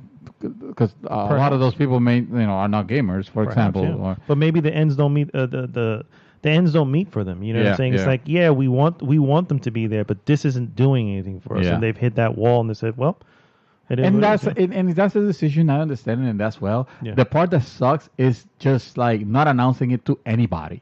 Yeah, Like just pulling the plug like that is. But it could be. Again, there could be something behind that as well. Yeah. You know what I mean? Maybe they couldn't make it public because it would suddenly shine a light on something they don't want to shine a light on Probably, as far as yeah. YouTube, and they're like, you know what, we have to do it. Yeah. Because this is the only way we're going to do a clean cut. Yeah. So yeah, stay tuned. At some point, maybe it comes to Netflix or maybe the Epic Game Store. Or maybe we just sign an exclusive for that. Hey, yeah, that's where they'll come to the GG channel. Speaking of streaming services, Sir? just days after Netflix raised prices on the monthly subscriptions, rival streaming service Hulu announced a price drop. Oh, is that right? Yeah, lowering me. its basic subscription service from $7.99 to $5.99. So only a $2 difference, and it's on the lowest one. Anyway, the new pricing will take effect on February 26th. Unlike Netflix, which raised prices on every plan, Hulu drop price only applies to the ad-supported tier of the subscription service. So for the record, the lowest subscription service will unfortunately include ads, and it's always been like that. It's nothing new. Do you know how did you ever try that tier to know? Because I recently The low tier? that's That's the only way we have. Okay, so how does the ad works on that tier? Just like regular ads. Like if you're watching a show and the show normally would go to a commercial, like you're watching Friends, and when it goes to commercials, they always have that weird cut that goes to commercials. Right there is when a commercial would start, and it usually lasts anywhere between 30 to 90 seconds or something like that. Okay, so it's that's not not bad. And for movies, it does not do that. It will play an ad probably before the movie starts, but once the movie starts, it doesn't interfere at all with it. Okay, that sounds a lot better because I'm trying to trial, and I did the no ads one just to test it out, and then I saw this, and I was like, I wonder if I could if I should actually switch down not only because it's cheaper, but because hopefully the ads are not as intrusive. Like I don't like. I told you already. Yeah, I don't was like to be advertised. And I knew that's what makes me a little bit like, really? Because I figured you were like, no ads, and you wouldn't even think twice about it. Like if we're thinking of if we're thinking of it's just 3 ads per on those cuts. Like it'll be different if we're watching a movie and it suddenly like breaks out of nowhere. No, not during the movie. That'll be terrible. Yeah. Like that's what I was asking you if it did that. Okay. Definitely for shows. I don't know how it works for original content shows because I haven't watched anything original of theirs. Yeah. I watch everything that's already on air somewhere else. So again, where it normally cuts, it will cut to a commercial. Like I'm watching the Orville, and that's a Fox show, and it has that part where it'll stop. It feels like it's gonna go to commercial. Yeah, but it just starts right up again. But it just starts right up. Right, exactly. So this will have anywhere between again, and it depends on the popularity of the show you're watching. So an older show may have just 15 seconds, maybe 30 seconds of something, and it'll be something really quick. Okay. A newer show would most likely, because it's a new show, they know it's a lot of you watching. It's going to have certain ads. The only issue that I have, it's generally the same ad. So if we burned through Brooklyn Nine-Nine, my wife and I, which by the way is a fucking hilarious show. Yeah. We burned through that on Hulu, and the same freaking commercial. So at some point, of course we're not even paying It's attention. even more tiresome Yeah, it's to just see like, the same commercial. it's like- Okay, but so I'll usually- probably keep that no Yeah, but usually we end up it doesn't bother us, Okay. because we do watch regular TV once in a while anyway. So it's really very similar to that anyway. So, but anyway, yeah. So the new subscription service starts. Where did I leave off here? I'm sorry. So that by the way, only reduced the low one. Yeah. Pricing on the ad-free plan, which is $11.99, is not changing. However, Hulu is also raising on one plan, which is the live TV subscription saw that. package, which Yeah. offers live streaming and a DVR. And that will jump from $39.99 to $44.99. That sucks. Yes. So, but I mean, truth is, the reason I let go of TV is to let go of TV. So, I don't. The problem with those type of services is that every time you re-up or every time they re-up, they're paying a little bit more to get that content now. Yeah. And if they're gonna start paying more, then they're gonna to pass us. it along. Yeah. Yeah, So, that's true. Still, surprising move and very smart of them because it puts the name out there. Oh, Hulu. Yeah. Oh, Netflix, you're raising price, but it turns out Hulu, on the other hand. honestly, I looked at it and go, since I have both, I'm like, oh, thanks Hulu for making me okay with the Netflix one, because the $2 that went up over here, you're basically paying for that. You broke even. You're even Yeah, Steven. exactly. So I'm like, You're so even nothing's Steven. moving is what's happening. Okay, good job. Good job, indeed. All right, so who likes new consoles? Who likes news about new exciting consoles coming out? It depends, because lately there have been some just ridiculous announcements about consoles, and I'm going, please, you guys are never going to take off. You know what I mean? I have like zero faith in what's the other one? The M-Box or the Mashbox? No. The Matchbox 20? Yeah. What if I told you that this console, has the backing of famous rapper Soulja Boy? Oh my God. Then I see it. What if I told you It's dead on arrival. So I was that you like, could possibly play every game of every system, including Nintendo games, including Sega games, including Atari? Yes. So basically, Soulja Boy is already announcing that he is expecting a lawsuit. Okay, from maybe somebody. maybe not every game, but if we could play Fortnite, would that make it would that cement it as a legitimate? No. No, it wouldn't. Okay, good. Because every console has that already. Why do I need that one? Well, I mean, in the sense that, depending on how you price it or whatnot. Let me just blow your mind here with the news here. So Soulja Boy claims Fortnite will be playable on his next console. Epic says otherwise. Yeah, I was going to say. If you haven't asked him, then it's not going to happen. Soulja Boy says his console will play 800 licensed PS4 games. And quote, "It's not a scam." By the way, I see you're holding your eyes. I think it's because they roll all the way back to your ass. Yeah. I was like, You're trying to hold them. Don't go that far back, please. Don't go far back, please. 800 licensed PS4 games. And it's not a scam, according to Soulja Boy. I don't know. You could probably tell me, are there 800 PS4 games out there? I don't think so. Claims the next model will play Fortnite. In an interview with Everyday Struggle, Soulja Boy demonstrated that he still doesn't know what an emulator is, and claims that the next iteration of this currently unreleased console will feature Fortnite. By the way, this comes from 24/7. Thank you, 24/7. We needed the laughs. Definitely. And thank you, Soulja Boy. And thank you, Soulja Boy. You're a dumbass. If you think it all sounds like a load of codswallop, 24, come on. You're not the only one. DualShockers reached out to Epic to find out if there was any truth in the rapper's claim of being able to play the Battle Royale title on Soulja Boy's console. And they got a response that seems to confirm that he still has no idea what he's talking about. No, you can't play Fortnite on a rooted or jailbroken device due to anti-cheat measure. Yeah. Hello. Was the response from Studios Senior PR manager Nick Chester. When asked if Fortnite was available to play on the console, Soulja Boy says, "Yeah, we're working on it," before adding, "Not this one, on the next one you can." And I almost want to stop reading that, but it just gets so hilarious that I can't. It just, yeah, it's Just- this is how we know we're scraping the bottom of the barrel of news, Dude. guys. No, but this is hysterical. This should be breaking news for all I care. God. Just a few weeks ago, Soulja Boy pulled his Soulja game emulators off the market, saying, quote, he didn't have a choice in the matter. In the interview, he once again promoting an emulator box that still doesn't have his name on, apparently because it's a prototype, and says the current hardware plays 800 PS4 title games as well as titles from Game Boy and Sega Genesis. You know, equal hardware as the PS4. Yeah. And he doesn't know what an emulator is. Yes, exactly. This is a bit He's odd. holding on to an emulator. Doesn't know what it is. This is What a bit, is this? This is a bit odd given his running with Nintendo, since pulling the emulators that boasted the library of hold on, let me read that again. This is a bit odd given his run-ins with Nintendo, since pulling the emulators that boasted a library of games from Switch, 3DS, Vita, Neo Geo, Game Boy Color, Game Boy GBA games.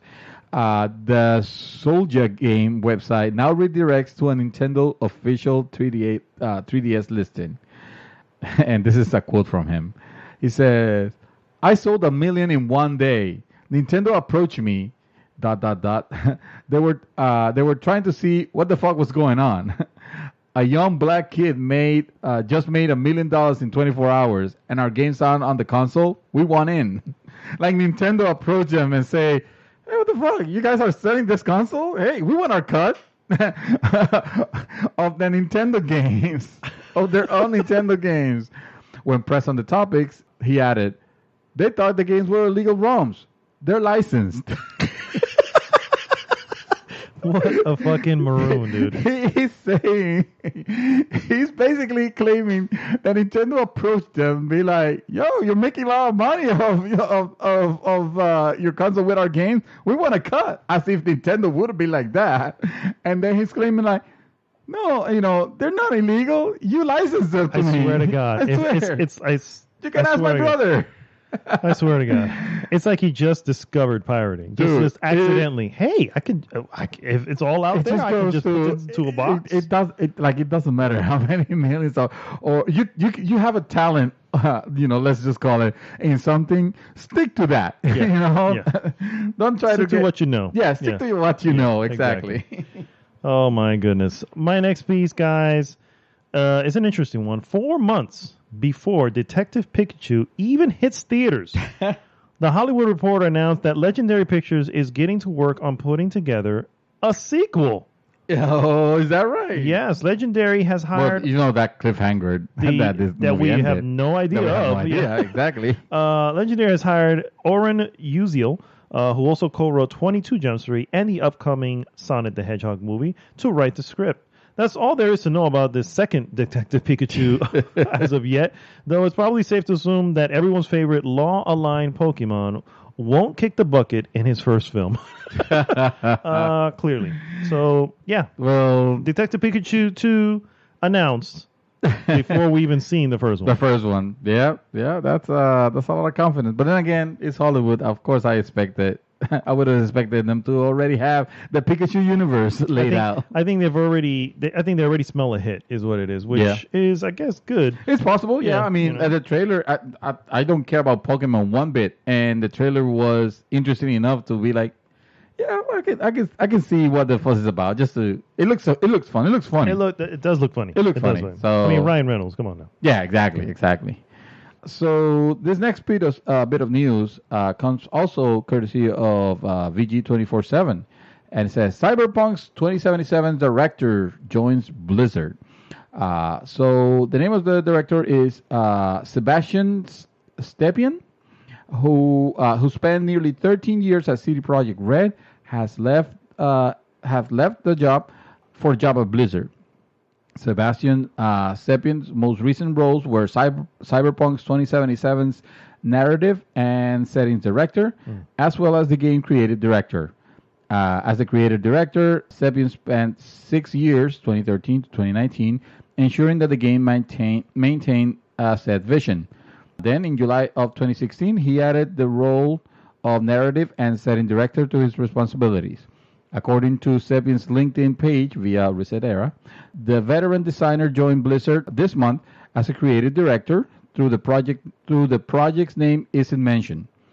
So we still don't know what he is going to be assigned to at Blizzard. Sepien started working at CD Projekt Red in 2006 and has worked on the Witcher series as well as Cyberpunk 2077. We may never know why he left, but it is likely because the game is in its final stages of production. It is possible that his job is simply done, but there's always a possibility that another reboot or a major change in direction got him to make the call. Regardless, it is undoubtedly a great hire for Blizzard. It is, just to know, Cyberpunk 2077 does not have a release date yet. Yeah, I think some people... Some people were surprised. Of 2019 right there. Yeah. Coming out. Oh, yes. October 25th. We're calling it.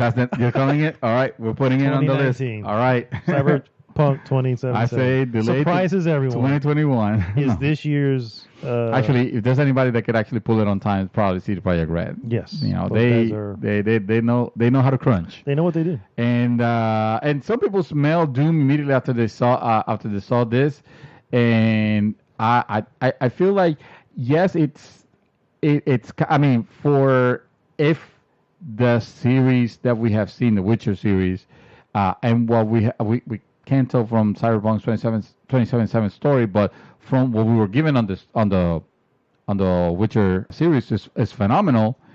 Yeah, it kind of feel. I understand why there's the concern that this is a big loss for CD Projekt Red. I also like to think that obviously he was actually mentoring a lot of writers that are taking now control, and we don't know who's going to be filling his role as CD Projekt Red. But also, I don't feel like we have to worry too much about Cyberpunk because it's been it's been working on it for finishing 6 it years, already. And the writing must be already done. So his job is pretty much set, and hopefully that's the reason is Blizzard offered me. Blizzard threw money my way. Yeah, exactly. And Polish company CD Projekt Red can't keep up with that money. Yeah, so, you know what I mean? So, unfortunately, and Blizzard until very recently have demonstrated that they care about about their games.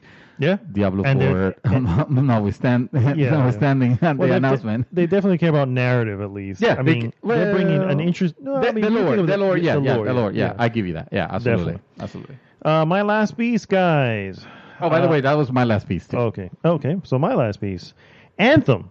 Oh, that game. Bioware's upcoming online loot shooter has been delayed. Only a month out from release and is already changing based on player feedback. The game's lead producer, Mike Gamble, announced on Twitter yesterday of this reporting, which was yesterday, so that was actually Wednesday. That, by the way, this is coming from Ethan Gash on Kotaku. Announced that following feedback gathered from alpha test players in the recent week, the game will be getting a social hub. After a mission, you head back to Tarsus and catch up with some of your amazing characters you've created for you, or you head back to the brand new launch bay, hang out with your friends, use the forge, reload, and grab a new contract. Something you'd assume would already be included with it. I was kind of surprised to hear that, unless they're talking about a second hub. Evidently there was no hub. That's surprising. Some things about Anthem that I just recently learned, and I didn't know this. Doesn't really affect me either way because I'm not doing Anthem. But anybody who is interested in Anthem should definitely know there is no PvP in this game. It is strictly PvE. Oh wow! I did not know that. I found that out from Andrea Renee, who actually already played the game. This is from Is she talking about the demo then, or is she No, talking she's talking about this the is actual game. The actual game is only going to be PvE, and I didn't know that. I was like, holy shit, really? I mean, again, to me, it doesn't really matter either way because I'm not Right. going to get the game. But anybody who is expecting Right. to have that, I mean, we already have been drawing comparisons to Destiny and Division. All of them have PvP yeah. modes. That doesn't mean it's not going to eventually be included with it. Oh yeah, I bet it has to. It has Yeah. to come. Yeah, come on. But yeah, How else they're gonna monetize it? that's what I'm saying. Yeah. I'm like, well, no wonder there's no microtransactions. Yeah. They don't have that running just yet. And I'm kind of shocked. I actually, it's funny because everything the demo. I think people are playing the demo today. Is that what it is? the demo was the demo. It's a timed. It's weird how you can get to the demo, but it's a time thing where you can Right. kind of go and go for it. Well, there's a wave playing now. Yeah, right? it's already been playing, Okay, yeah. because I heard that like the hype is real in this game. No doubt. Oh, it's gonna sell. It's gonna sell. Yeah, Absolutely. and obviously people, if this is just a wave of players and not everybody that have access yet, and people are already hitting the EA servers to the point where it is actually affecting other EA games. That means that obviously the interest and the traffic is there. Even people that might not have access, but they just want to see like yesterday there were reports of people streaming the title screen. Of course. Yeah. And with viewers. So That's how much the interest is. We're not seeing the Yeah. game, but we know it's real. But we know it's real. there. Oh my Yeah. god! It's like everybody's like a lot of people are expecting this to be like this is their most anticipated title of this year. Absolutely. This is and- EA's biggest title. Of the Yeah, year. Absolutely. and with reason. I mean, the game the game does look great and all, but I just find it interesting that one, it didn't appear to gonna have a social hub. yeah, that's like, surprising. and it's just like if it's the type of game that you're trying to make, why would you not include it? I mean, obviously you do it in your own Anthem spin way, but it's amazing that it wasn't going to be included, and it took this first whatever to give feedback and go, and then this. Oh, I guess we should do a hub. I'm like, Yeah. okay, and then again, from remember Andrea Renee was the host of EA's last year's press conference, Right. And so she's got the in on certain information. So when she said that there's no, guys, she said it as to say, guys, there's no PvP in this. It's just PvP. I'm like, whoa, really? Yeah. I'm like, I was did taken not aback know by that. Yeah, I did not know that. You already expect You're it just to be the assuming. case. Yeah, you're just assuming. Yeah, it's So, it's a live service, and of course they're competing with Destiny. Of course, it's gonna You're have, gonna have PvP, Wait, yeah. what did you say? Not PvP. Who am I gonna supposed to I mean, play? even it? if I was interested in the game, I would not be interested in PvP. But No, I would me still neither, be but taken aback by the fact there'll that be there people is that one. there are people that will be That totally, will, absolutely, yeah. So, well, that's like my last piece of news. So give us a quick minute. We'll be right back with our hot topic. What do you want? May I meet the beast? For your sake, I hope he likes you. I'm Mary Reynolds. We almost got you, bro! Por favor, senor. Can't beat the beast! It's time to show the world we exist. The bad guys are teaming up. Are you ready? Whoa, something, for the longest time. Whoa, longest for the longest. If you you completely threw me off with your howling. Yes. Oh man, we are back, guys, and we're gonna go right into our hot topic. Hot topic of the week. Hot topic, guys, is the 2019 films that we want to watch. And we were discussing off mic, I guess. I was going to say off camera, but there's no camera on us. That you know of. That fucking hell, dude. Is it like that? I was discussing that I really want to get into the AMC A-list and really sign up for that and actually go to, because I was a little bit bummed that I didn't go to the theaters as much as I wanted to in 2018. And 2019 is shaping up to be, which you guys will see in a little, to be a decent film or a decent lineup for movies. So I'm almost like, was it that many that you're excited? Because that's always been the problem with, even when I had that little bit of time that I had Movie Pass, that is I don't still have it and I don't know it. You're paying for it. You don't Yeah, realize I'm it. paying for Yeah, it. yeah. It's They possible.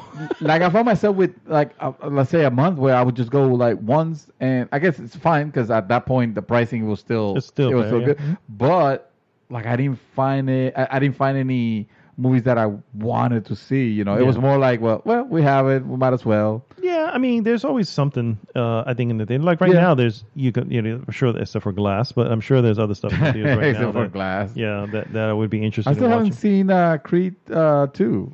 I want to see that. I haven't even seen Creed.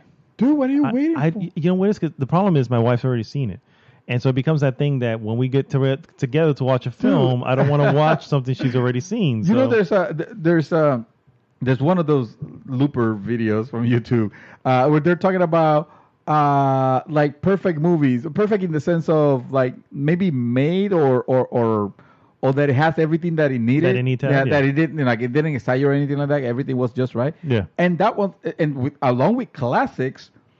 The Creed? first Creed was mentioned, and I was kind of like thrown up, like really? Like you saw the first Creed? I saw it and I liked no, it. it's but- gotten rave reviews, and I know, Really? and I recognize that it's probably a great film. I just haven't got around to watching it, and Surprise. I'm a little surprised too. Actually, I'm just really more pissed off at myself. Yes, you should be ashamed. of I yourself. should be. I don't know what the hell's wrong with me. You want to complete the Rocky saga? Exactly, and I've seen them all, even Rocky 5, which Oh was God, yes, I just remember. disgusting. You know what's sad? And I'm pretty sure I mentioned this before. The only Rocky movies that I've seen, to the surprise of no one, is Rocky 4, which I saw many times, and Rocky 5, which I saw once. I never saw. Yeah, when it- I never saw And then Rocky. you were like, "What is the big Rocky deal with 2. Rocky?" Rocky 4 is great. It's not the Rocky best 4 is one, great, yeah. but it's great. I'm surprised. Yeah. You just said it's not the best to me. That was Rocky to me. Yeah, I mean, it's a great so one. when I found out that wait a minute, he fights Apollo at some point, but that's his buddy. Like I was fucking shocked. That's how they became buddies. And it does it twice because Rocky 2 was a rematch. yeah. I'm blown away. Yeah. I need to someday. You should. I mean, I think honestly, I don't think those movies get old.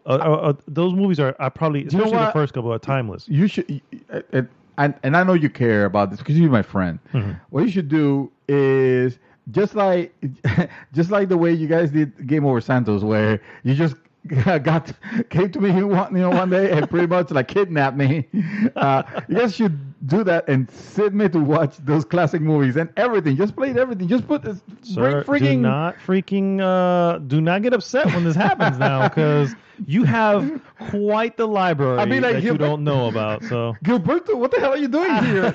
We have nowhere.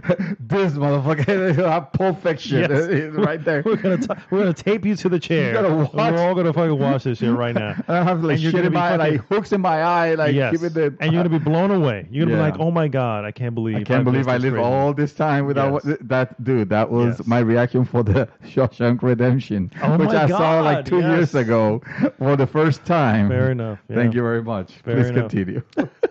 So what we're gonna do is go over not every movie, guys. I'm not going into some indie stuff unless it's a big indie one. Right. But I mean, for the most part, I'm going to go into the big announced titles, and I will be I'm going to actually post this link that it has. The link is from Polygon. It's the 65 most anticipated films of 2019. 65. 65. I'm not Wow. going to go through all of them. Like I said, there's some that you've probably Didn't never even know heard they of. made that I've never many. heard of. Only the writer knows of. And I'm like, not that interested. First and foremost, believe it or not, was Glass on this list, and that's already a letdown. Dude, I gotta tell you, man, I cannot express the level of disappointment that I have with that fucking movie, dude. Dude, I was my feeling is I really like Unbreakable. I liked Split the first time that I saw that I saw it, but not as much as I learned to appreciate it later on as we kept talking and as the excitement about they're gonna make a Glass movie next year, as that excitement kept building. Dude, that's how much of a fan I am. Yeah. I knew when the trailer was coming out, Yeah. and I was looking at my phone the entire day waiting for that notification to say it's available so that I can go and watch it. And then I watched it, and it was fucking amazing. Yeah. And the movie, Yeah.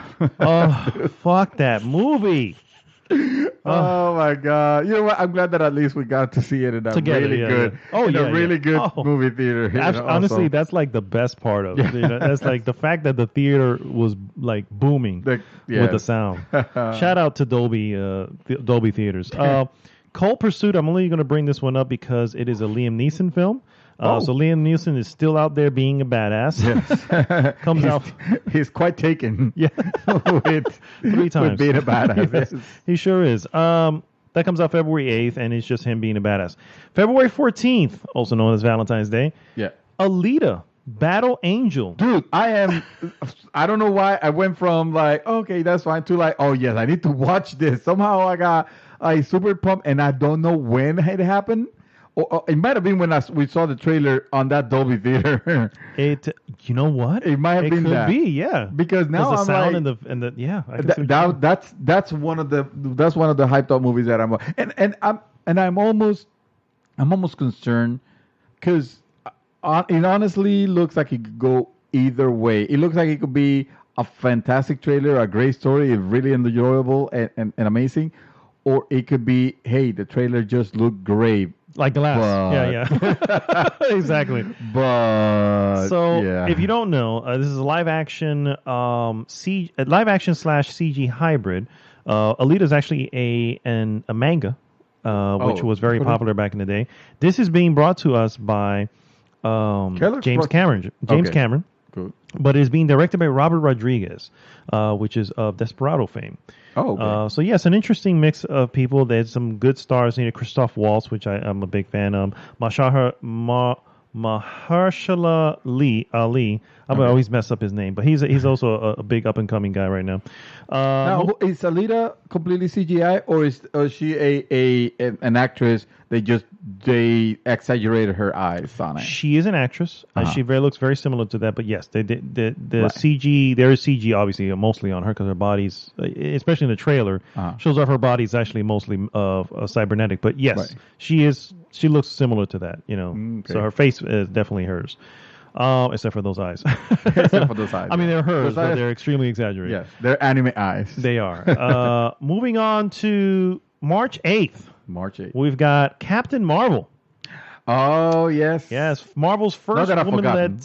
Not me either, but yeah. Marvel's first woman-led superhero movie comes in March. Wait, really? Oh, yeah, I guess so. They don't have a woman-led one? No. Woman-led one, yeah. DC has Wonder Woman. Right. But yes, Marvel does not. This is that their right? first. It's amazing because they've had freaking Scarlett Johansson and Black Widow for the longest time. I thought we were having a movie of her. What happened to that? Oh, that was never. No one ever said they were going to do that. I thought there were rumblings were that she was going to have her own Maybe movie. there were rumblings, but that was about as far as I got. Yeah. Her origin story and shit like that. No, well, we got that. We got a little bit of that in shit. Which one's that one? Was that the third one? The second Avengers. I think it was Age of Ultron. Age of Ultron. We got a little bit of her history there. I think so. Yeah, I believe so. So Captain Marvel comes March 8th. How do you feel about that one, sir? What's your hype level on that? A hype level. It's hard to describe a hype level on Marvel movies. I agree. Unfortunately, because it feels like I'm ready for it for this whole thing to wrap up. Yeah, yeah, Me too, exactly. yeah. And also a little bit disappointed to hear that. Oh yeah, well, it still continues after this, and I don't feel like I need. You got to talk about another one that we saw story the arc. trailer. Yeah, the story arc will end here, but like the overall, arc, yeah, right. They're not going to do another overall. The Infinity Stones are going to end, but the heroes will continue, and there'll still be, more bigger and probably badder enemies to fight and all this. It's like that kind of like. They should have done like The Dark Knight, where it has. Those 3 movies, and that's it. I agree. Which, I mean, we haven't seen it yet, so we don't know how it's going to, but Captain Marvel obviously takes place in the 90s, but this is essentially her origin story. Yeah, right. So, and I was just describing my general which, again, basically removes any stakes, to be fair, because nothing's going to happen to her. Obviously. We already know. Yeah. So that's a little bit of, I mean, I guess it's a superhero film. Nothing's ever really going to happen to them, but at the same time, you're like, there really isn't much going on. Samuel L. Jackson in the film, we know he's fucking alive later on. He has an eye patch later on, so he's we're gonna find out how he gets the eye. Probably, yes. Very likely. Well, we should, because that was already mentioned in Winter Soldier how he got how he lost his eye, because he was talking about it to the Robert Redford's character. I don't know what it was, but it was already mentioned. So if it's anything different from that, now they're fucking changing stories, and that's bullshit. Now they're crossing streams. But to answer your question, I am excited because I am interested in finding out. Obviously, she is going to be played as probably a very important role, if not, the key to salvation on this. Probably, probably. So I am interested in knowing, his how story. Wrap, And I like the way she looks. She looks cool. She does. She does. Alpha looks nice. Yeah, she's a good actress as well. Yeah. And I want to know if she really punches that old lady, or if that old lady had it coming. I think she had it coming. Yeah. She may be Kree. Okay. So it could be that. March 15th comes another one called Us, from Jordan Peele, the maker of Get Out. I think I saw that. We saw the trailer. We saw the trailer. Yes. Yeah. Oh yeah. I remember now. Yeah. So that one, I mean, also the trailer with the that's one of the movies, by the way, that we need to tape you to a chair to watch, and it's called Get Out. You need to watch. Oh no, I'm watching Get Out this coming month. I need to watch it. I've been meaning to, but then I start watching something else with my wife. This one is about the family that discover it's a bunch of weird doppelgangers. Yes, like exactly. It looks crazy. And it stars a couple of people. Lupita Nyong'o, which you would know her from Black Panther. She was the love interest of Black Panther. Yep. It also stars, believe it or not, Wilson Duke, which is the big guy that Black Panther fights for the crown. Oh yes. So it's like, hey, this is everybody's here. And then of course there's a joke online like, well, look who ended up with what's the name, That's pretty funny. Lol. So yeah. Moving on. Oh, speaking of Black Panther, yes. Did you see that it got a nomination, an Oscar nomination? An Oscar nod, yes, absolutely. I'm surprised at that and happy. I mean, it's good of all to the see. movies that came out that year. It's good to see. Yeah, absolutely. It's good to see that they are showing some level of respect to Marvel films. I'm not sure if Black Panther would have been my overall pick, but overall it was a very good film, so definitely earned it. Yeah. Moving on to the next one, which I'm not going to see, but it's a big one, directed by Tim Burton, coming on March 29th. Dumbo. Oh, Dumbo. The live-action Dumbo. Yeah. Yeah, I don't have any interest in that one yet. No, not us, but hey, I respect you guys that do. It looks like, it looks like a very well done one of those. We're going to start calling it one of those because you can bet there's going to be plenty of those. Oh, they're coming, believe me. Yeah. There are plenty on this list for the record. Next one, April 5th, Shazam, which we saw the trailer. I think it was our trailer of the week. Yeah, and it's funny. Yeah, trailer was funny. Hilarious. It's a comical take on a superhero, especially considering that it's almost stupid. It feels like Superbad meets a superhero film. Yeah, exactly. It's like a kid, but he is, and as an adult looking, person. Yeah. He's Shazam basically. He got the power somehow, and that's not the Shazam story that we have seen in comics. And no, stuff like definitely that. not. I don't know how I feel about it. I will definitely wait for reviews. I feel like, although, you know what? I might just watch it. If I have the pass at that point, I'm just going to go and then make my own decision. And it feels like, hey, DC needs something a little bit lighthearted. Yes. Yeah. Although Aquaman, I feel like it was, first of all, Aquaman was a good movie. Lighthearted film? Okay. It was lighthearted and it was fun. Okay. It was lighthearted and it was fun. So it was exactly what all the other DC movies needed. Are not. To think about it. And they're not. And I enjoyed Wonder Woman, but even that could have used a little bit of help. Yeah. A little bit of help. Like I said, the ending was a little bit wonky. Yeah. And I was like, okay, it was okay. But everything leading up to it was awesome. I'm interested in getting your impression of Aquaman whenever you see it. I do want to see it. Want to see it. I'm not avoiding it because I don't want to, because fuck DC. I do want to see it. Next one here, remake to Stephen King's Pet Sematary. We saw the trailer for this one actually pretty recently, and doesn't look very interesting. That Comes looks out well, April 5th for the record. the story of it is it is and The real story. I'm sure it is. Yeah. Well, the book. The book. I know. That's what I meant. I know The what you true mean. story. The true story is kind Watch of the documentary. It's much better. Fuck. Thank you. I forgot to mention on the very first portion of the show. Oh my god! That I saw the Fire Festival thing. Fire Festival. Oh, Yeah. okay. On Netflix. On Netflix. I saw the okay, Netflix yeah, one. Okay, yeah. You know, just to keep it short, really good, really interesting. That thing was all sorts of fucked up. And if you want to see how the hell this came to be, because you wouldn't believe when you read the news. It almost sounds sensational. Yes, but it is true, and is it a happened true story, yeah. last year around this time. Mm-hmm. Please check one of the. Let's put it this way. I was so interested on this documentary that I learned Hulu has its own version of the documentary. Yes.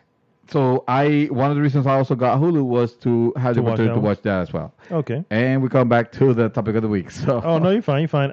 So that's Pet Sematary, April 5th. Yeah, Pet Sematary. I was going to say it looks good. The book's good. I actually thought it looked good. It looked kind of like disturbing. Yeah. And it's a little tame for me, I guess. But yeah. Well, yeah, I could just be the trailer too. So I guess the trailer, but knowing what it is, it will have. I feel like it will have its payoff if it's done, well enough. Okay. But yeah, I guess you're right. I guess that trailer was a little tame. Yeah, they didn't really sell it. Another one that didn't really sell it from its trailer, Hellboy, coming out on April 12th. Speak for yourself. I thought it was. No, I'm kidding. Yeah, it was. If you like I don't it, know. hey, it is what it is. Yeah. No, I don't know. It was. A lot of people got upset about the change of actor, but what are they gonna do? Really? I mean, this guy is getting older. Well, you can't always do it. I mean, and the guy who they do have, and I'm trying to remember, David Harbour, which I actually follow on Instagram. He is actually he's a big dude. He actually plays the cop from Stranger Things. Yeah. So he's a big guy. It's fine. It looks decent. It looks like he could make it. Yeah. It looks like he can make it happen. Hopefully. If Spider-Man, could change 50 times, to have Hellboy change once. I mean, come on. This is true. This is true.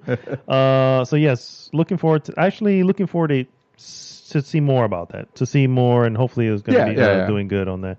I'm going to skip over a couple here. High Life coming April 12th. The Missing Link, which is a animation coming also April 12th. This is from the same makers or close to the makers of Coraline and Paranormal. That's the new Zelda movie. The Missing Link. Zelda, sure. The Missing Link. Yes, he is missing. Yeah. Absolutely. He's in New York. April 26th. Avengers Endgame. Oh, that movie. That is when it's coming out. Yes. Oh, I didn't know the release date. Yes. I forgot. I did. Honestly, I didn't know the release date. No, we kid. We want to see. Obviously, we need to know how it ends. There's no the beauty of, and this is kind of a smart thing for the last Avengers film. Mm-hmm. The beauty of that is, no matter what, everyone who saw it will come back. They need to not only do. Yeah, you have your suspicions, but you gotta see it. You gotta see how it ends. You gotta finish the fight. Correct. Exactly. Yeah. Exactly. Yeah. And I will definitely be watching that. Yeah. Now, it is one thing to say it's a must watch because you want to know. The other things to say I'm hyped for it. Am I hyped for it? It's not. Yeah. Not really. Not I should be. I definitely should be. But like I said, it is the fatigue. I think it already. It's starting to set in. Yeah. I think it already 10 years, but yeah. I agree. And I think, honestly, I just didn't realize it. Like, it's at some point I'm looking at it. I don't know if it was after. Mm-hmm. I think it was probably after this last Avengers film, Infinity War. Yeah. I think it's after that you had the Ant-Man and the Wasp, and I didn't see it in the theater, and I was like, oh. And then I ended up watching it later on, and it's okay. No, actually, I think I didn't like it. If I don't think, I think it was not as good as definitely not as good as the first one.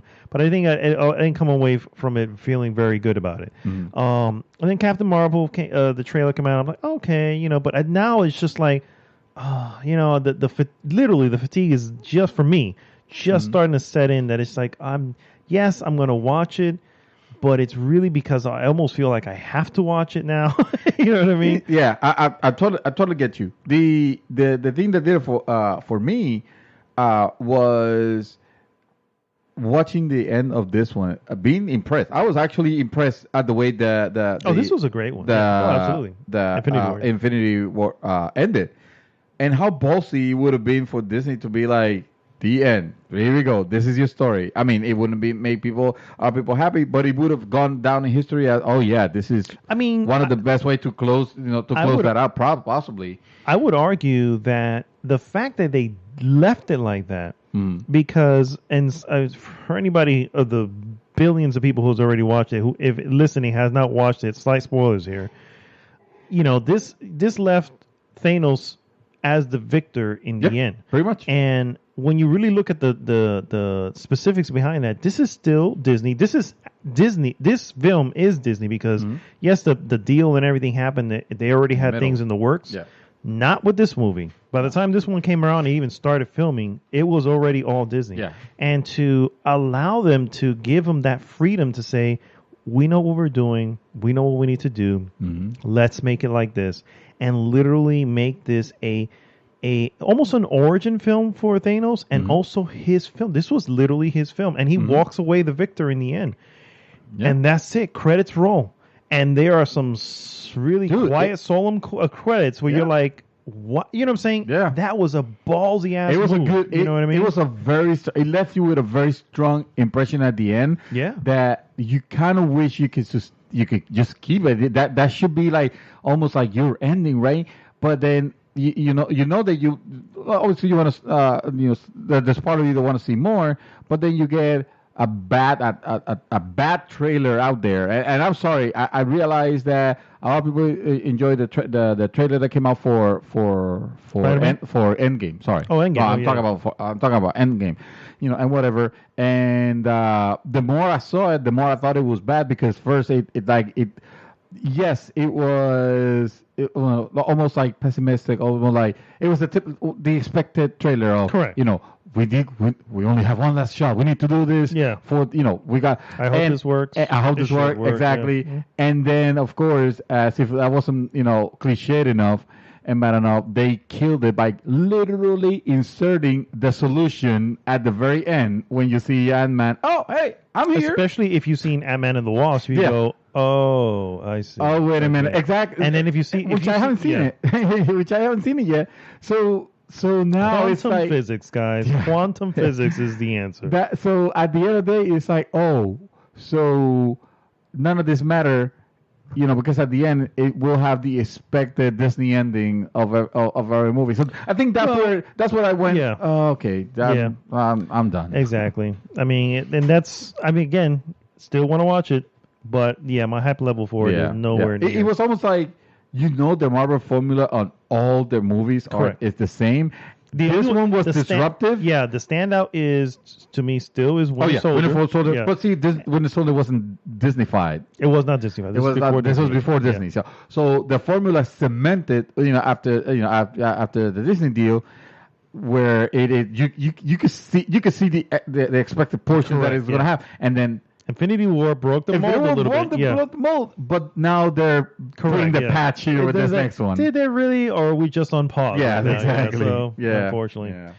All right, guys, moving on to the next one. We have opening May 10th, Pokemon Detective Pikachu. Yes.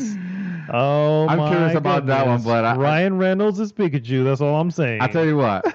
I'll wait for reviews, and if I hear stellar things, then I'll buy my ticket. Dude, I will be online watching it. I will have the A+, A list, whatever the hell that shit is. At that point, no matter. It's I do because I don't want to miss movies this year. I should probably. Just do it, man. It'll be you and me. Fuck it. Just do one, and then the wife stay at home. Yeah, she's not gonna. Exactly. She's not gonna go watch this shit. You and me go watch this shit. You know what I mean? There is one movie this year. That is the one that I'm most hyped about. Oh. You're going to mention it soon, I hope. Opening May 17th. First off, I'm pretty interested in Detective Pikachu, for the record. So, opening May 17th, John Wick Chapter 3. There we are. Oh yes, John Wick is back, people. Oh yeah. And he's kicking ass, shooting at people, and taking names. You know what I mean? And Parabellum, guys, it's time for war or something like that, or war is inevitable. Who knows? I mean, prepare for war. Who the hell? Prepare for war. Who the hell speaks Latin anymore? Well, John Wick, and he is cool doing it. Yeah. So Yeah, I don't can't. you even? I can't even though. Now that's a trilogy that I need to see how it ends. Yes, I'm super and excited about. I it. have to say, this has to be I cannot go past this. No. Yeah, I definitely. would, and let me tell you, if you close this out on a high note, you have your perfect Trilogy. John Wick trilogy. I will buy that trilogy on Blu-ray me too. in a heartbeat. Yeah. My concern is Matrix 1 and 2. I like 2. Yeah. I know people find it, but 1 and 2 to me were really good. 3 kind of shit the bed. You know what I mean? And it's just like, oh. And a lot of the the same players are here also. Actually, yeah. I love that. Yeah. There was another one that I wanted to mention, and that's right, Glass. You know, the last one shit the bed. So, I mean, I guess finishing out seems to be, harder than it looks. You know what I mean? Whatever the case may It's be, hard but to stick to that landing. Stick the landing. Yeah. So. I'm hopeful they stick to the formula that works for but them. that looks that trailer looks amazing. I only watched it like 4 times. I can't watch it anymore. I got to wait now till May 17th. Then moving on, we have this is coming in May 24th, directed by Guy Ritchie, which is interesting because he's actually a great director. Aladdin, yes, the live action Aladdin. Yeah, why not? Sure, why not? Yeah, Will Aladdin. Smith is playing the genie. It is. I don't. Will Smith Honestly, is the genie. I'm laughing at the fact that Guy Ritchie fucking directed this. What the hell? Oh wow! Hey, it's a classic. Arabian Nights, guys. Arabian Nights. Did you Prince ever of see Persia. the? So Did you ever see the cartoon, the animation Aladdin? No. I know. I know. Dude, I saw that shit like at least 3, maybe 4 times in the theater. I saw, in the theater. I saw Lion King, the original, in 2013 for the first time. God, dude, you're killing me, bro. You're killing me. I'm gonna be killing a lot of people. Oh my God. Parabellum. Yes, prepare for war, my friend. Prepare to be taped to that damn chair. It's gonna happen. I'm gonna. You're not even gonna know. You're not even gonna know. I'm gonna work this out with Judy. I'm like, Judy, we're gonna set this up. You can be there. Actually, she probably would have been there because she just wants to watch it with you. Yeah. But more laugh at the fact that you can't move from the chair because we're gonna have you taped up. Oh my God! I warned you guys. If you ever start a question, we have you see, you're gonna get disappointed with the answer. I cannot believe that. Not even a little. Moving on, May 31st, Godzilla, King of the Monsters. That looked interesting. Yeah, that looks like interesting as much as I can go. Yeah, that looked like a Tuesday movie. You know that. Let's go to the movie. I like Godzilla. I have movie pass. Me too. I like Godzilla. I've seen a lot of the older ones. They are bringing back. Here's my concern. Yeah. So what was cool about the old Godzillas is that you had every movie had its own monster. Yeah. So you had Mothra, you had Ghidorah, you had Mecha Godzilla. You have all these other ones.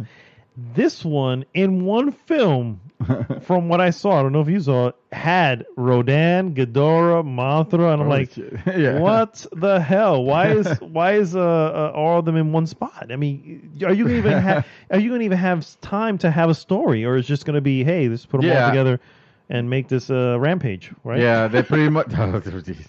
They pretty much used every monster of every movie they could have actually had. For the record, this was another. If you remember, you saw Skull Island. Yeah, I was about to ask you that. So this is of that universe. Did you see the last Godzilla? You probably didn't see the last Godzilla. The last Godzilla was actually the pre, or not the prequel, but the movie preceding this one. It was the same universe? Yeah. It was the first one. It was before Kong. So it was the Godzilla, which had I can't remember his name now, but he played Walter White in Breaking Bad. It had him in it. It had Ken Watanabe in it. It was a lot of good actors in it, and I think Ken Watanabe shows up in this trailer as well. Anyway, so that was actually a decent film. The problem that everybody had, or one of the main complaints, was there wasn't a lot of Godzilla. It was a lot of lore building, but there wasn't a lot of Godzilla. Like they wanted more Godzilla. Okay. That said, I think the lore building to me was really fascinating. Yeah. And there was some parts of it that wasn't very good. But anyway, then Kong Skull Island comes out. That's I like amazing, Kong, yeah. right? And then you have that stinger at the end where it goes, "Oh, guess what? This is all within the same universe." You know Yeah. what I mean? You have Godzilla. You can see well, if you know what the stinger I'm talking about. Yeah. So this is a follow-up to that same universe. Yeah. And now we're throwing everybody in. You know, Yeah. and it's like, hey, All the just, monsters out there. all in one shot. So is this setting up to Kong versus Godzilla? Superman. I would Batman say versus so because Superman? we didn't see. Oh, I hope not. Martha. Mothra. Hey, my mom's name was Mothra also. Oh my God! I hope not. I hope not. Moving on. June 7th, we have Dark Phoenix. Dark Phoenix is the latest in the X-Men films. Stars Sansa Stark. Yeah. I don't know her real name, but Sansa. No, not she's Jean Grey. But what the hell? What is her real name? It doesn't even have a real name in this thing. You know what? It doesn't matter. Sansa Stark. Yeah, you that's know what she is, Sansa yeah. from Game of Thrones. Sansa Stark stars as Dark Phoenix, essentially, which is also Jean Grey. And I don't know. We'll see. The last one was.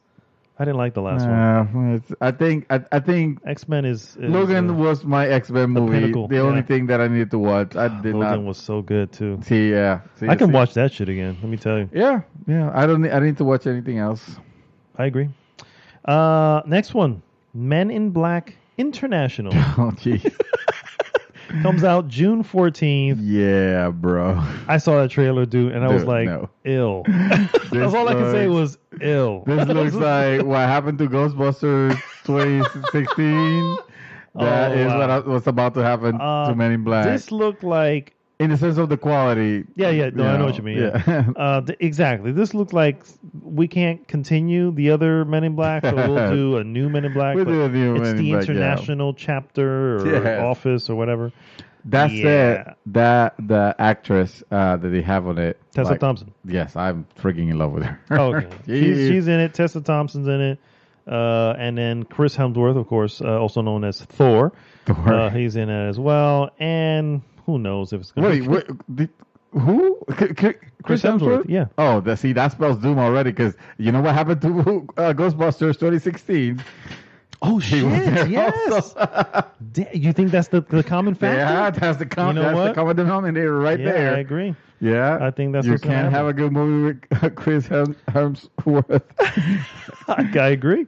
Because, I mean, look at Thor 3. Thor 3, Ragnarok. Thor 3 was good. Stop it. I liked it. Stop it. I You liked it walked when out I of came, it. You yeah. And the more I thought about it, the more I started taking it apart. Was good. It Thor was Ragnarok crumbling was good. in my hands. Let it go. And then I realized, man, this Hulk is stupid. The Hulk, yeah, well, I give you that much. The Hulk was pretty, I didn't like how he was. No, the movie was fun. But the movie was fun. Yeah, it was stupid. It was not Guardians of the Galaxy 2, though. Do you remember Chucky? Oh, God, yes. So...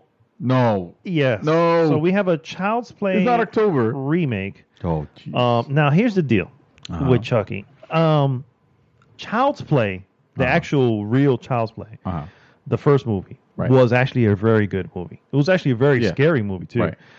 If you remember, it was a serial killer or something like that basically uses this, like, chant or something like that to get himself into because he was dying into the body, and then of course he fucking haunts everybody. That Child's Play and maybe Child's Play 2 a little bit were good. And Bride of Chucky. No.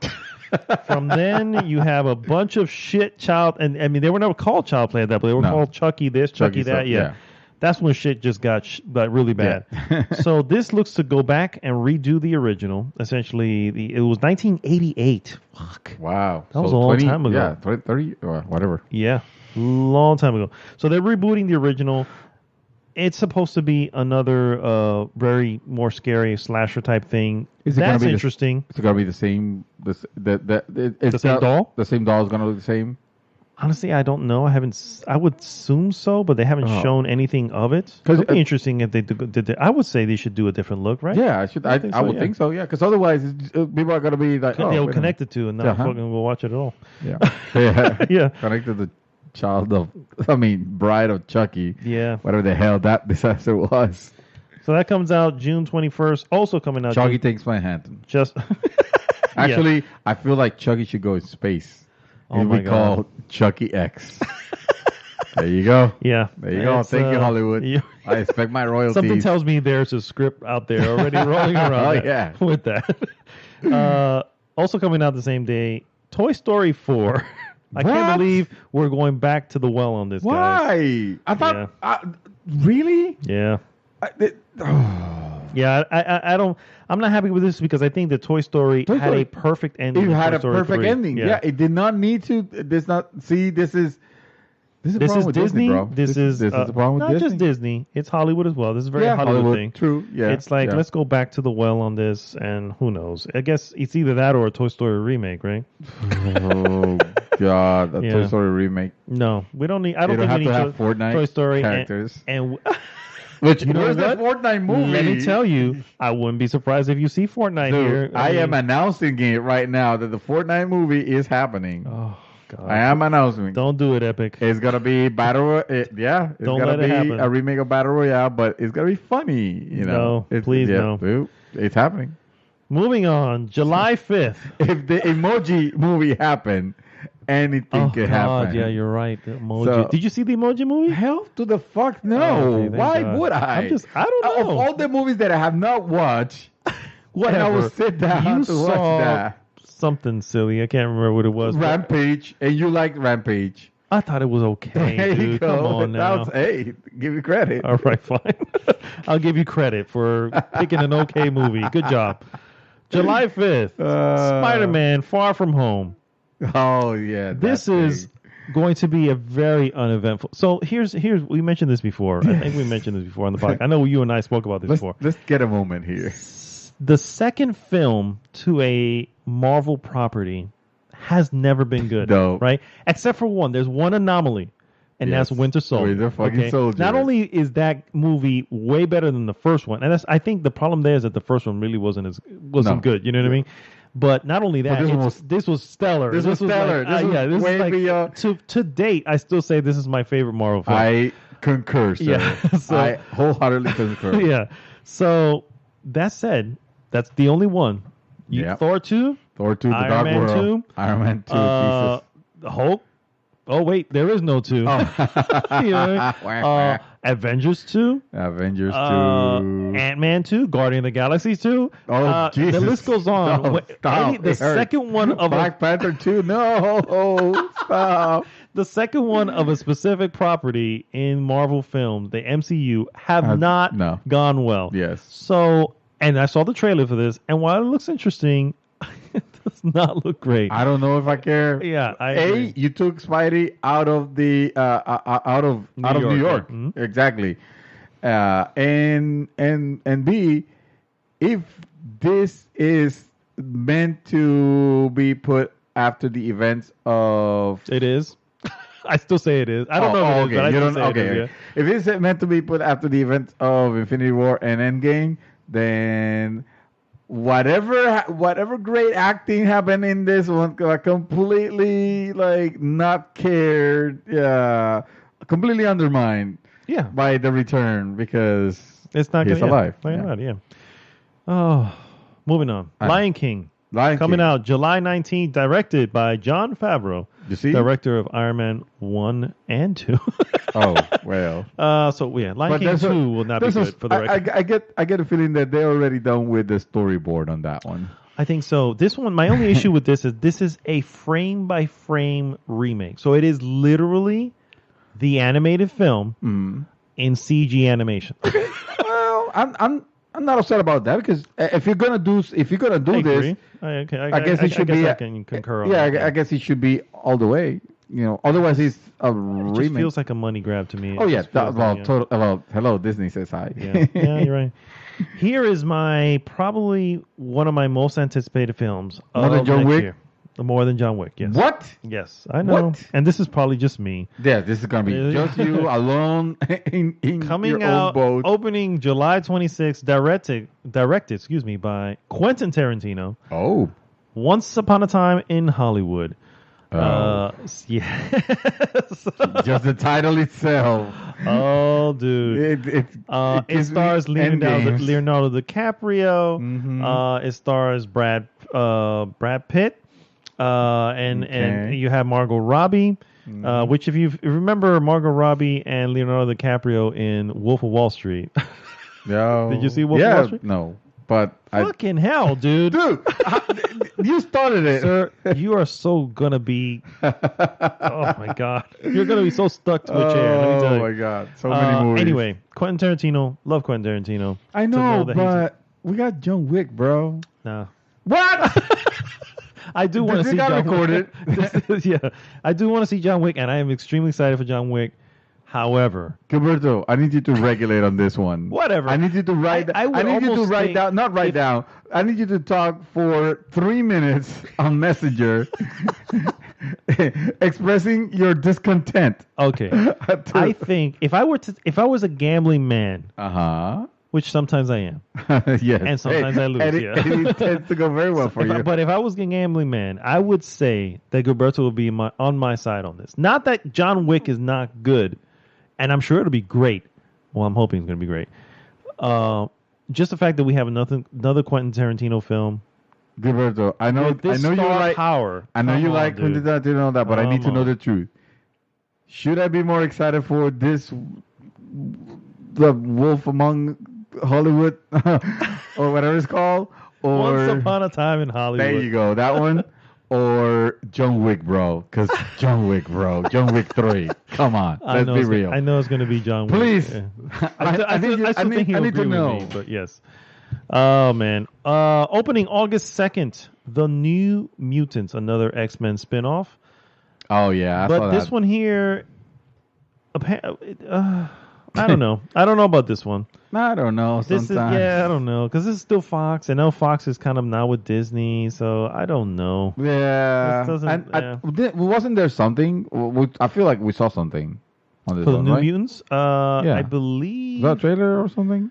No, we saw something else. We saw something else, which, come to think of it, should have come out earlier. It should be out earlier in the year, 2019. It's like almost like a horror film for... the X-Men. For the X-Men, yeah, right? I remember. Yeah, whatever happened to that? It's not called the New Mutants. So is that... Oh, no, this is it. I'm sorry. Yeah, Maisie Williams, because it has... It has Arya. So this is the New Mutants. So wait a minute. So we have Sansa and we have Arya. Yeah. How about that? Huh? So... Oh my God! I just remember that horrible movie. That the worst thing that I saw on Netflix was that fucking what was it called? Phone Boy or iBoy. iBoy. Jesus Christ! That's dude. your own fault. I could have told you. Did you see it? No. Thank God. Better. Get on your knees and thank God that you did not, because that thing was fucking atrocious. Yes, I'm sure it was. Oh God, it looked atrocious. When I saw the trailer, I was like, oh my God, what a stupid idea! Like I think that's what I wanted to know. I think the concept had merit. It just the delivery of this concept, exploding his head in his hand, and because it's close to his head, suddenly pieces of the phone got stuck to it, and now he can actually hear phone conversations. I bet you on paper, or even better, in a comic book version, it will probably work better. Oh my! This sounds like the skit of someone giving an idea to someone else. This sounds like a skit of College Humor. Yes. And they give it a stupid idea to someone, and the other person saying, "Okay, shut the fuck up. You need to shut up. You need to stop. You need to stop." Oh man! August 2nd also comes to us. Fast and Furious presents Hobbs and Shaw. Okay, so which basically is Dwayne "The Rock" Johnson and Jason Statham. Okay, the two characters have their own spin-off. Okay, I don't feel anything for the Fast and Furious film, so they're a family. They are a family. They're family. That they are. Yeah. Congratulations. Family's everything. Yes. Family's everything. We are now fast forwarding a little bit here because a lot of these movies that I'm going by, one I haven't heard of, and two, don't really care about. We're gonna go you to go. September 6th, and we have It Chapter 2. Oh snap! No, not Yeah. that. Now that one I need to see. Yes. That one I need to see. I love it. The first chapter. Yeah. I am wondering how this like. There hasn't been any trailers on the second one, right? Like I No, I know no the trailers. story of it. Mm-hmm. And I know that it was always divided in the book. It was always divided by what happened when they were children and versus what happened when they were adults, and it will kind of intermingle, Mm-hmm. in between chapters. So on this take on this take of the story, the first movie was all when they were kids. When they were kids, yeah. And it was hilarious. Like, was really funny. It was funny, dude. It was freaking funny. It was fun. And let me tell you that what's his name? What's his name clown. from? Something time. Pennywise. Pennywise, thank you. Pennywise was actually pretty freaky, yeah. It was pretty Yeah, freaky, he was especially really when good. he transforms. It's like the stuff of nightmares. Yes, the I stuff of agree. nightmares. And if you don't like freaking clowns, let me tell Oh you. no, they go fucking. I mean, if you're watching it, Yeah. when you have, I feel bad for the person who doesn't know that they have a fear of clowns Oh, and Jesus watches Christ. a movie by accident. Exit, leave the theater. They'll walk out. That's it. So on the second one, I'm wondering is like, okay, they're gonna focus on the Yes, the older. as being adult. Yeah, mhm. Okay, so that sounds a little bit less interesting, but still interesting because You never know. It's still They could, I mean, if it's the same writers and everything, they can still write it up to be humorous and just be adults. Yeah. Or if exactly. I was gonna say if they could be the kids now that they have grown up a little bit more, but that's impossible because in this stage, unless they're rewriting the what really happened in the book, in this stage they're all adults where Yeah. they have already lived their lives and and have families and some of them have kids even. I think no, that's not true, but still, this is. I am super excited for it. stoked Okay. for. That's I didn't know it definitely- was this year though. Yes, definitely. So on the now I list. have another one to look forward to. September of this year. I should have been October, but I'm okay with it. Sooner the better. Speaking of October, due in October, no specific date yet, but it is due in October. Zombieland 2. Did you ever watch Really? it? Yes. No, I did see Zombieland. I own yes. Zombieland. Do you? Yes. Wow, that's an interesting buy. I don't know how did I acquire it. I know that I own Zombieland. Believe it or not. Nice. The Blu-ray even. I and the really digital. I think that's probably one of my favorite zombie films. Yes. And it is hilarious. It is Dude. disgusting. Yes. It has Bill Murray. It has Bill Murray. Yeah, it has. It's just so good. It's just so good. It's just exactly what you. It's the comical version of the zombie wasteland. Dude, it's like if you want a Shaun of the Dead, more Shaun of the Dead type, Yes. Mhm. And maybe you weren't enamored with the English take on it. Although Shaun of the Dead is fantastic, but it's also the same thing you described. It's gory, it's disgusting, it's funny. Yes. Dude, Zombieland completely. Freaking what's his name? Woody Harrelson. Yeah. It's fucking hysterical on this thing. And what's I lost my train of thought. What I was gonna say about no, but it was I had a lot I had a great time with it. I'm still trying to recall how because now that I think about it, it is interesting that I bought this one, this movie in particular, and I liked it. I liked it a lot, but I'm not sure if I would have liked it enough to buy it. So I Yeah. must have gotten it in like some sort of like crazy deal or something. Yeah, you might have liked it. But I mean, that's what it is. knowing that a second one is coming, it's kind of interesting because I never heard anything about. Oh no, it I doesn't know look that- like the type of yeah. movie that ends in a sequel. Oh, what I was gonna say This was, is surviving. Yeah. this is the movie that taught me the double tap. I applied the double tap to everything in my life. Sir, if you watch the stream of me playing the one shot, you even hear me say, "Oh, let me make sure double tap." Double tap, yeah. I agree. Yes, that's a big part of my life as well. Double tap. I applied the double tap. Opening October 4, Joker, DC's Joker film starring Joaquin Phoenix.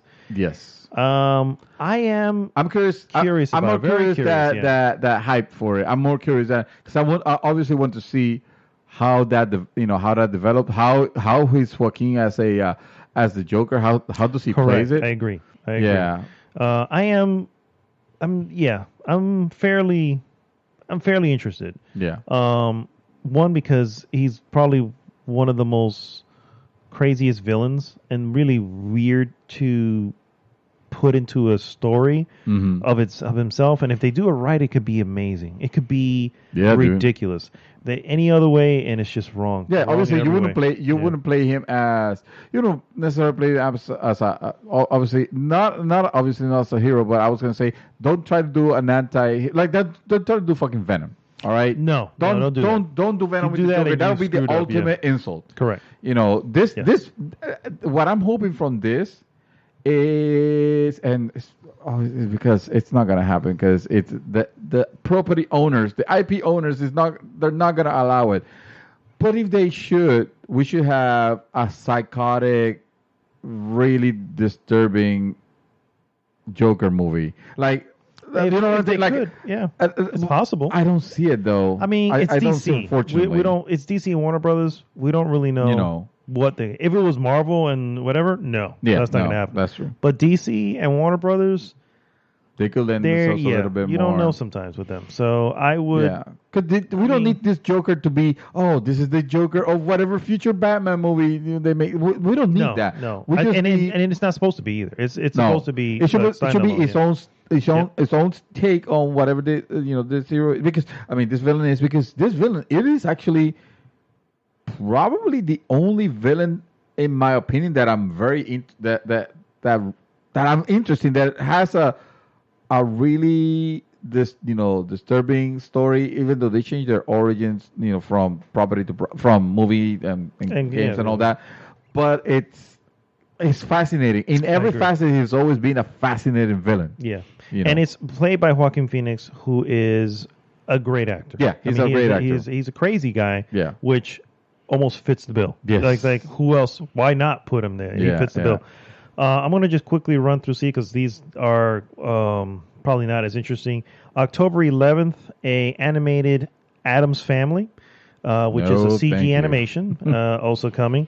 Then we have in November, directed by Elizabeth Banks, Charlie's Angels, another remake of that. Oh, a remake of that terrible, horrible movie that came out back then. Yep. It's going to start Kristen Stewart, also from, what is that movie that you love? The Twilight. Kristen Stewart. She's gonna have the She's an angel. Naomi Scott and Ella Balinska. Excuse me. I don't know who the other two are, but I know Kristen Stewart. This is gonna be disaster. To video. Disaster. Okay. Terminator 6 coming November 1st. No. Directed by Tim Miller. Terminator. No. This will bring back Arnold Schwarzenegger once again. We're calling it Terminator 6. I thought that. I don't think that. I think that maybe just be a placeholder name. It will have, believe it or not, Sarah Connor, the original Sarah Connor, Linda Hamilton will be coming back for this one. So what I heard was this is the one that takes place after the events of Terminator 2, and everything after is non-canon now. Yeah, it's retcon as it should be. When you're making movies about time travel, sure. Retconning that's even weak. Yeah, that's true. It's possible. Yeah. November 8th, Kingsman: The Great Game. Another Kingsman? I did not know that. Third Kingsman movie. Are there trailers for these things? No. Oh. No, these are But the beauty of this is they don't have the trailers yet, but movies generally don't get moved around. So they have the placeholder spot. It's coming. It's just we'll see a trailer for it before them.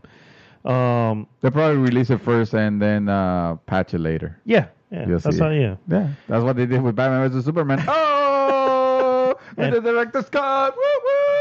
And it still didn't fix the movie. I'm just Hey, saying. Deadpool 2 had a patch. It came out in December the same year. That's I want to see it. Once Upon a Deadpool. Once Upon a Deadpool? Yes, I want to, because it's the PG-13 version. Oh, yes, I want to see it. So see, it is happening. It's happening with movies you're right. now. Fucking hell, you're right. Soon enough, we're going to get early access movies. Oh, God. Where the CGI is not completed. We're going to have a lot of green screens. Yeah. Then loot boxes are introduced, and then boxes. hopefully you'll get an ending in there. Also November 8th, the Sonic the Hedgehog film. That- we've only seen posters of. Yes. Which have haunted my dreams. That looks like a disaster. We'll So see. far, in the little bit that we have I'm going to gotten. withhold judgment, but I don't know that one. Sonic it's Sonic. Dude. Yeah. It's Sonic. November 27th, Frozen 2. It's coming out Of course they're another. gonna do that. Yes. And then Let it go, Disney. Let it go. this one I am interested Stop in. exploiting your properties. Oh, Okay, it's go going to ahead. happen, yeah. This one I am interested in, coming out November 27th. The reason I'm interested in is coming from director Ryan Johnson, the director of The Last Jedi. Yeah. It's called Knives Out, and it will be starring Daniel Craig of James Bond. Thank you. Yeah. Chris Evans, also known as Captain America. Michael Shannon, which was Zod in Man of Steel. Jamie Lee Curtis. Yeah. Toni Collette, Christopher Plummer, Don Johnson. Shit. So, first off, I love I Ryan thought you were Johnson. going to say Don Cheeto. Like, what? No. I love Would it be cool Ryan too? Johnson. Yeah. Yeah. No, go ahead. I love Ryan Johnson, and I will probably watch anything he makes. So that's Yeah. another reason why that's on my list, and definitely interested in. So, Last Jedi, Yes. hit or miss? Or in the middle? Oh, no, it was a hit for me. I was like, It was a right? hit for me, Yeah, yeah. it's a hit for me. I don't understand this fucking haters. I don't get it either. I hate the internet. Don't get me wrong. Yes, the scene that they went to the Yeah. whatever. Yeah, That it was- was kind of It unnecessary. didn't Whatever. need it. I'm with you on that. Yeah. However, the rest of the film, Yeah. the break the old mold and forget the old dude. I was in. I was sold. I was completely in. Yeah. I I don't know agree. what's with the I don't get it. either. freaking Yeah. internet. Yeah. December 13th, we'll bring Jumanji 3. Wait, Jumanji 3? Yes, I guess it would have been That's the Jumanji third one, 3. yeah. Okay, well, Yeah, there you go. unfortunately, yeah. There you go. Dwayne The Rock Johnson again? Doesn't say. It's not going to be called Jumanji 3. Well, maybe it is, but yeah, doesn't say. It's going to be called Jumanji Mobile. Yeah, sure. Yeah. And then, of course, December 20th, Star Wars Episode 9. Episode 9. Yes. Yes. Oh my goodness, sir! Finishing final the fight. installment of the trilogy. Yes. The most recent trilogy. Apparently, Billy D. Williams will be returning as Lando Calrissian. Just FYI, guys. Really? Okay. Hey, I'll take it. Why not? No, yeah, sure. I'll take it. Yeah. Wait, no, I'm sorry. Who's Billy? Is that the That's old? the original Lando. Oh, then, yeah. Fuck yeah. He is welcome to Takeover. I thought we were talking about the new Lando, which I Who is forgot. Lando? Yeah. No, the new Lando is fuck, I forgot his name. The Childish Gambino, whatever. Oh, Donald Glover. Donald That's Glover, it, yeah. the Which original. it was fine. Yeah, he did good. It was. He did all right. I thought, you know what? I thought I was gonna hate it more in Solo that I did. No. Yeah, and no, But I also thought I was going to okay. hate Solo more. And Yeah, it was okay. exactly. It was all right. Yeah, it's alright. I tell you, you remove the fact that it's Star Wars, and it would have just been a good It film. shouldn't have been Star Wars. It should have been Star You don't Wars, need yeah. to do Star Wars everything. I tell mean, it's not to sound negative or morbid or anything like that, but Disney feel like he needed a wake up call. He needed a okay, agree. dude, you need to stop. Yep. I mean, They had what's the one, the bounty hunter? What the fuck is his name? Oh, yeah, Boba Fett. But yeah. they had the Boba Fett movie, and they literally put it on. I was like, no, wait a minute. Yeah. Maybe we're doing this too much. Yeah. You know what I mean? I'm like, hey, That's what smart fucking needed. move, guys. If Solo needed to do that, Yeah.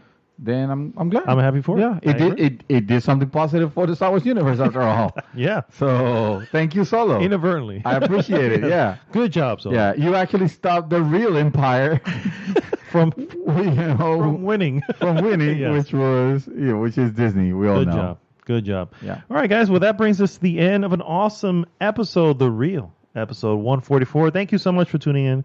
As I mentioned before, please go to goodgame.tech. Join the conversation there. And, of course, please like, subscribe, and share the podcast with everyone. Also, go to Nouvelle Escondido to join up and listen to some awesome Spanish awesomeness. Oh yeah, That's Giovanni, and I'm going to... the most awesome voice there is on podcast. The Spanish... Morgan Freeman. Spanish Morgan Freeman. Yes. It's getting late, guys. Yes. My memory starts to fade after a certain time. It is 12:20. So. By the way, yes, Gilberto is literally about an hour now into his stream, so we're going to go tune into that real quick as well. Yeah. But yes, so this is Mad Dog signing off for this week. Mr. Santos, take us home. Like I said, it's 12:20 a.m. And you got to go to the gym. I want to close shop over here and go to the gym at this time, and then somehow I got to come back and somehow still get enough energy to at least play at least an hour of Resident Evil. Good luck with that. Because I need to. I need to. I will be playing it tomorrow. I'm not even going to. You're not even going to try? No, You're not even going to try? Yep. Okay, then maybe we should do a gentleman's agreement and then say tomorrow. Sure, if you want. There you go. We'll do this tomorrow. A gentleman's agreement. I'm going to be too tired. All right, guys. So we'll see you next week.